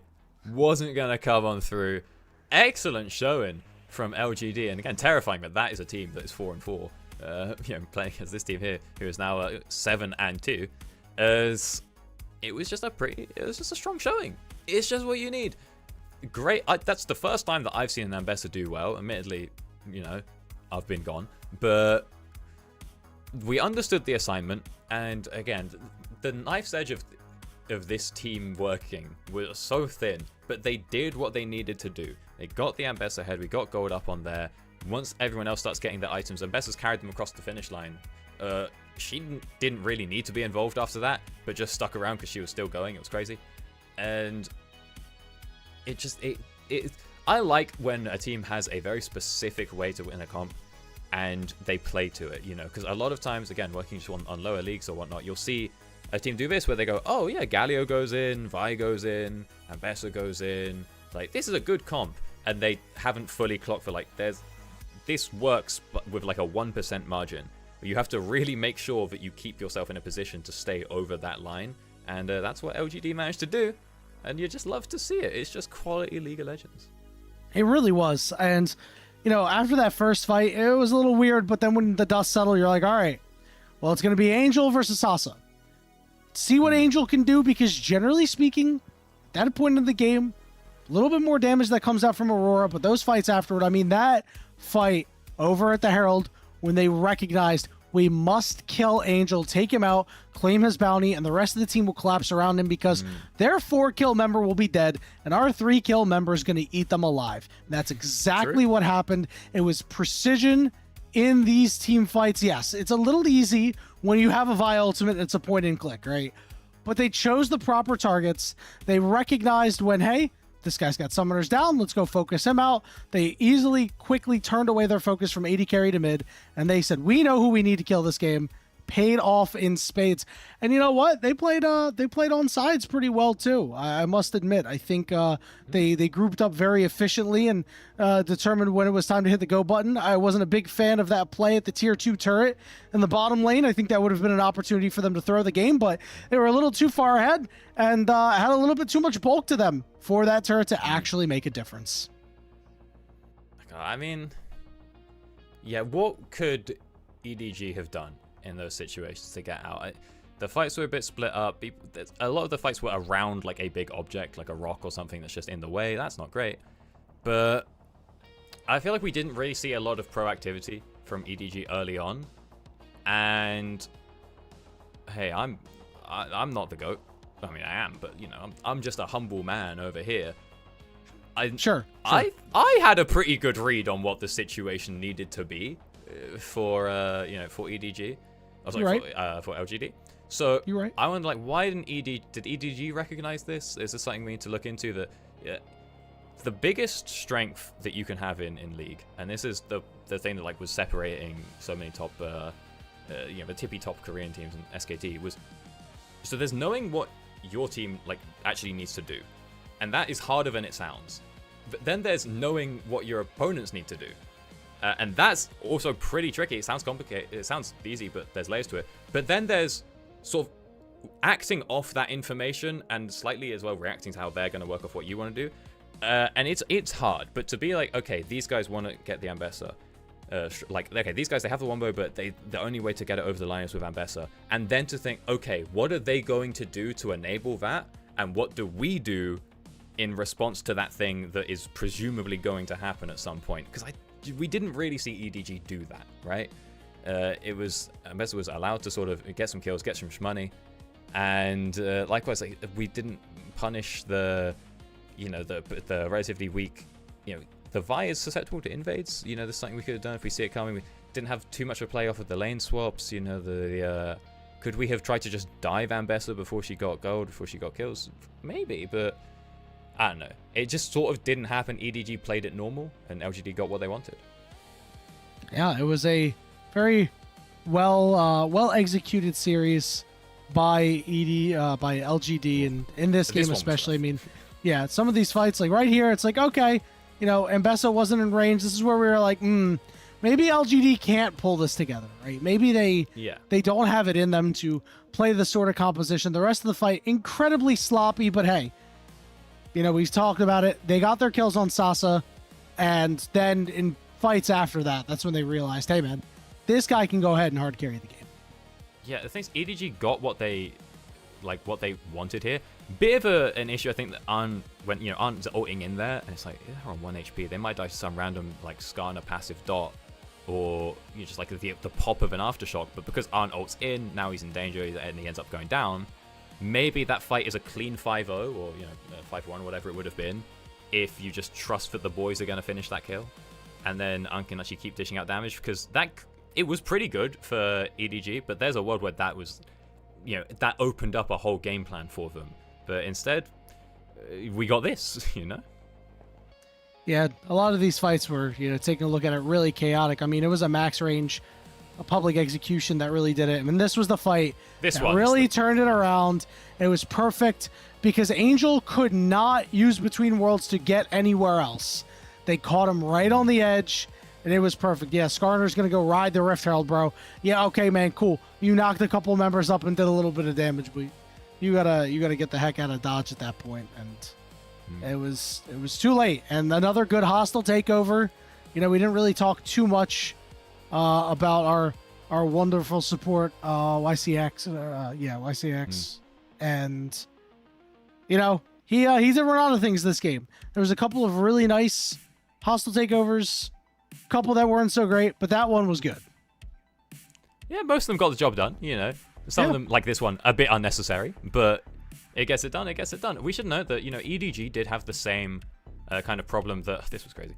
Because I should note that Sassy does not have... I'm pretty sure it's just the Hex Drinker in this. It's not the Maw, even though you saw the purple shield. So there's not like the Omnivamp coming out or anything. He's just sticking in. I don't think he still had the healing from the ult either. But what I was going to say... That was the reaction, to be fair. They had the same issue of you have 3 tanks and you actually need someone to do the damage. But do you think with Aurora and Kai'Sa, their damage is not as conditional as EDG or LGD? LGD had to hit the combo. EDG didn't. You can just have someone hitting one person, just taking pot shots whenever. But they couldn't even find that, and that's truly a horror. As you saw in those fights where if Aurora goes down early or Arn is out, it's like, oh, we have Sion and Skarner just hanging around, and they'd get it done eventually, in theory, were they not against a Blade and Ambessa and all that. Yeah, and speaking of this Ambessa, I think it's got to go to Sasso, right? It has I to be, mean, surely. could you give the MVP to anybody else? I mean, sure, Climber's target I'll take selection it was if solid, but it's like, going. listen, you had the damage. You're the guy, bro. Yep, give it to him. Well deserved. 9-1 and 10. Absolutely destroying EDG, cutting them up like tissue paper, like ribbon, whatever you want to call it. Just absolutely dominating these guys. That's sick so as well. good. Like so 86% kill participation for your top laner. The guy who's laning Very against the good. Scion is meant to be in side lane, and also that was like what 28% damage share. Mm-hmm. And you think again, like, okay, you're against the Scion, so maybe you're bumping the numbers up a bit by scrapping, but like on average, it should be what, like, you know, somewhere between 20 and 25 because supports don't count. Yeah, something like that. But actually, no. I take it back. Your team was Galio and Vi and Renata. That should have been like 40%.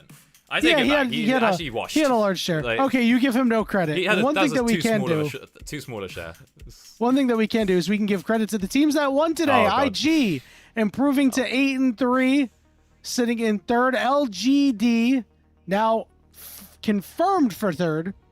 Now going 5-4. The interesting thing about IG is, if I'm doing my math correctly, now you don't ask casters to ever do math on cast, but they're +9 right now. So if they lose their next 3, 0-2, and fall to 17-14, they'd be +3. And if Weibo 6-0'd their next 3, they would be sitting at 18-16, which would mean that IG is still ahead of Weibo. So IG with this victory has locked top 4 if the math checks out. Hey, and I believe the math does check out. I'll trust you. I'm not going to look too... You should. I'm a genius. I'm the super genius here. Nobody understands, but I am. I mean, and you know, I'm glad that I was able to enlighten you. And one thing that we always got to do. Is there anyone else? Is there anyone else who you should give credit to? Oh, absolutely. I should give credit to them. You know who they are? They're Elite Coffee supporters. Aaron Soup, Mung, Forest Without, owners of a Silmaril. Their pledged financial contributions help level up the broadcast and give back to the cast and crew who strive to give you an English LPL product every single day. Doctor, thank you for being here with us today. Any final thoughts on the day? I had a great time. I want to see more of these games. This was a fun experience. Yippee. You know, it's been a couple months in the works, but my schedule has cleared up and I'm ready to grind. We got you on there, buddy. Thank you for coming up and hanging out with us here today. Well, that'll do it for us here, and we will be back tomorrow. We always have more action going on in the LPL. It's one of our Super Saturdays. It's LNG and Thunder Talk. Kicking things off, myself and Bloxer will be on the call for that, and then later on we got Team WE versus Top Esports, and then rounding out the day, Weibo Gaming versus IG. But that's it for us here on the LPL English channel. For myself, for my co-caster Doctor, for Kelsey Moser behind the glass, coming in on short notice, and the entire LPL English family, I want to thank you all so much for being with us here today. And we hope to see you tomorrow for some more LPL action.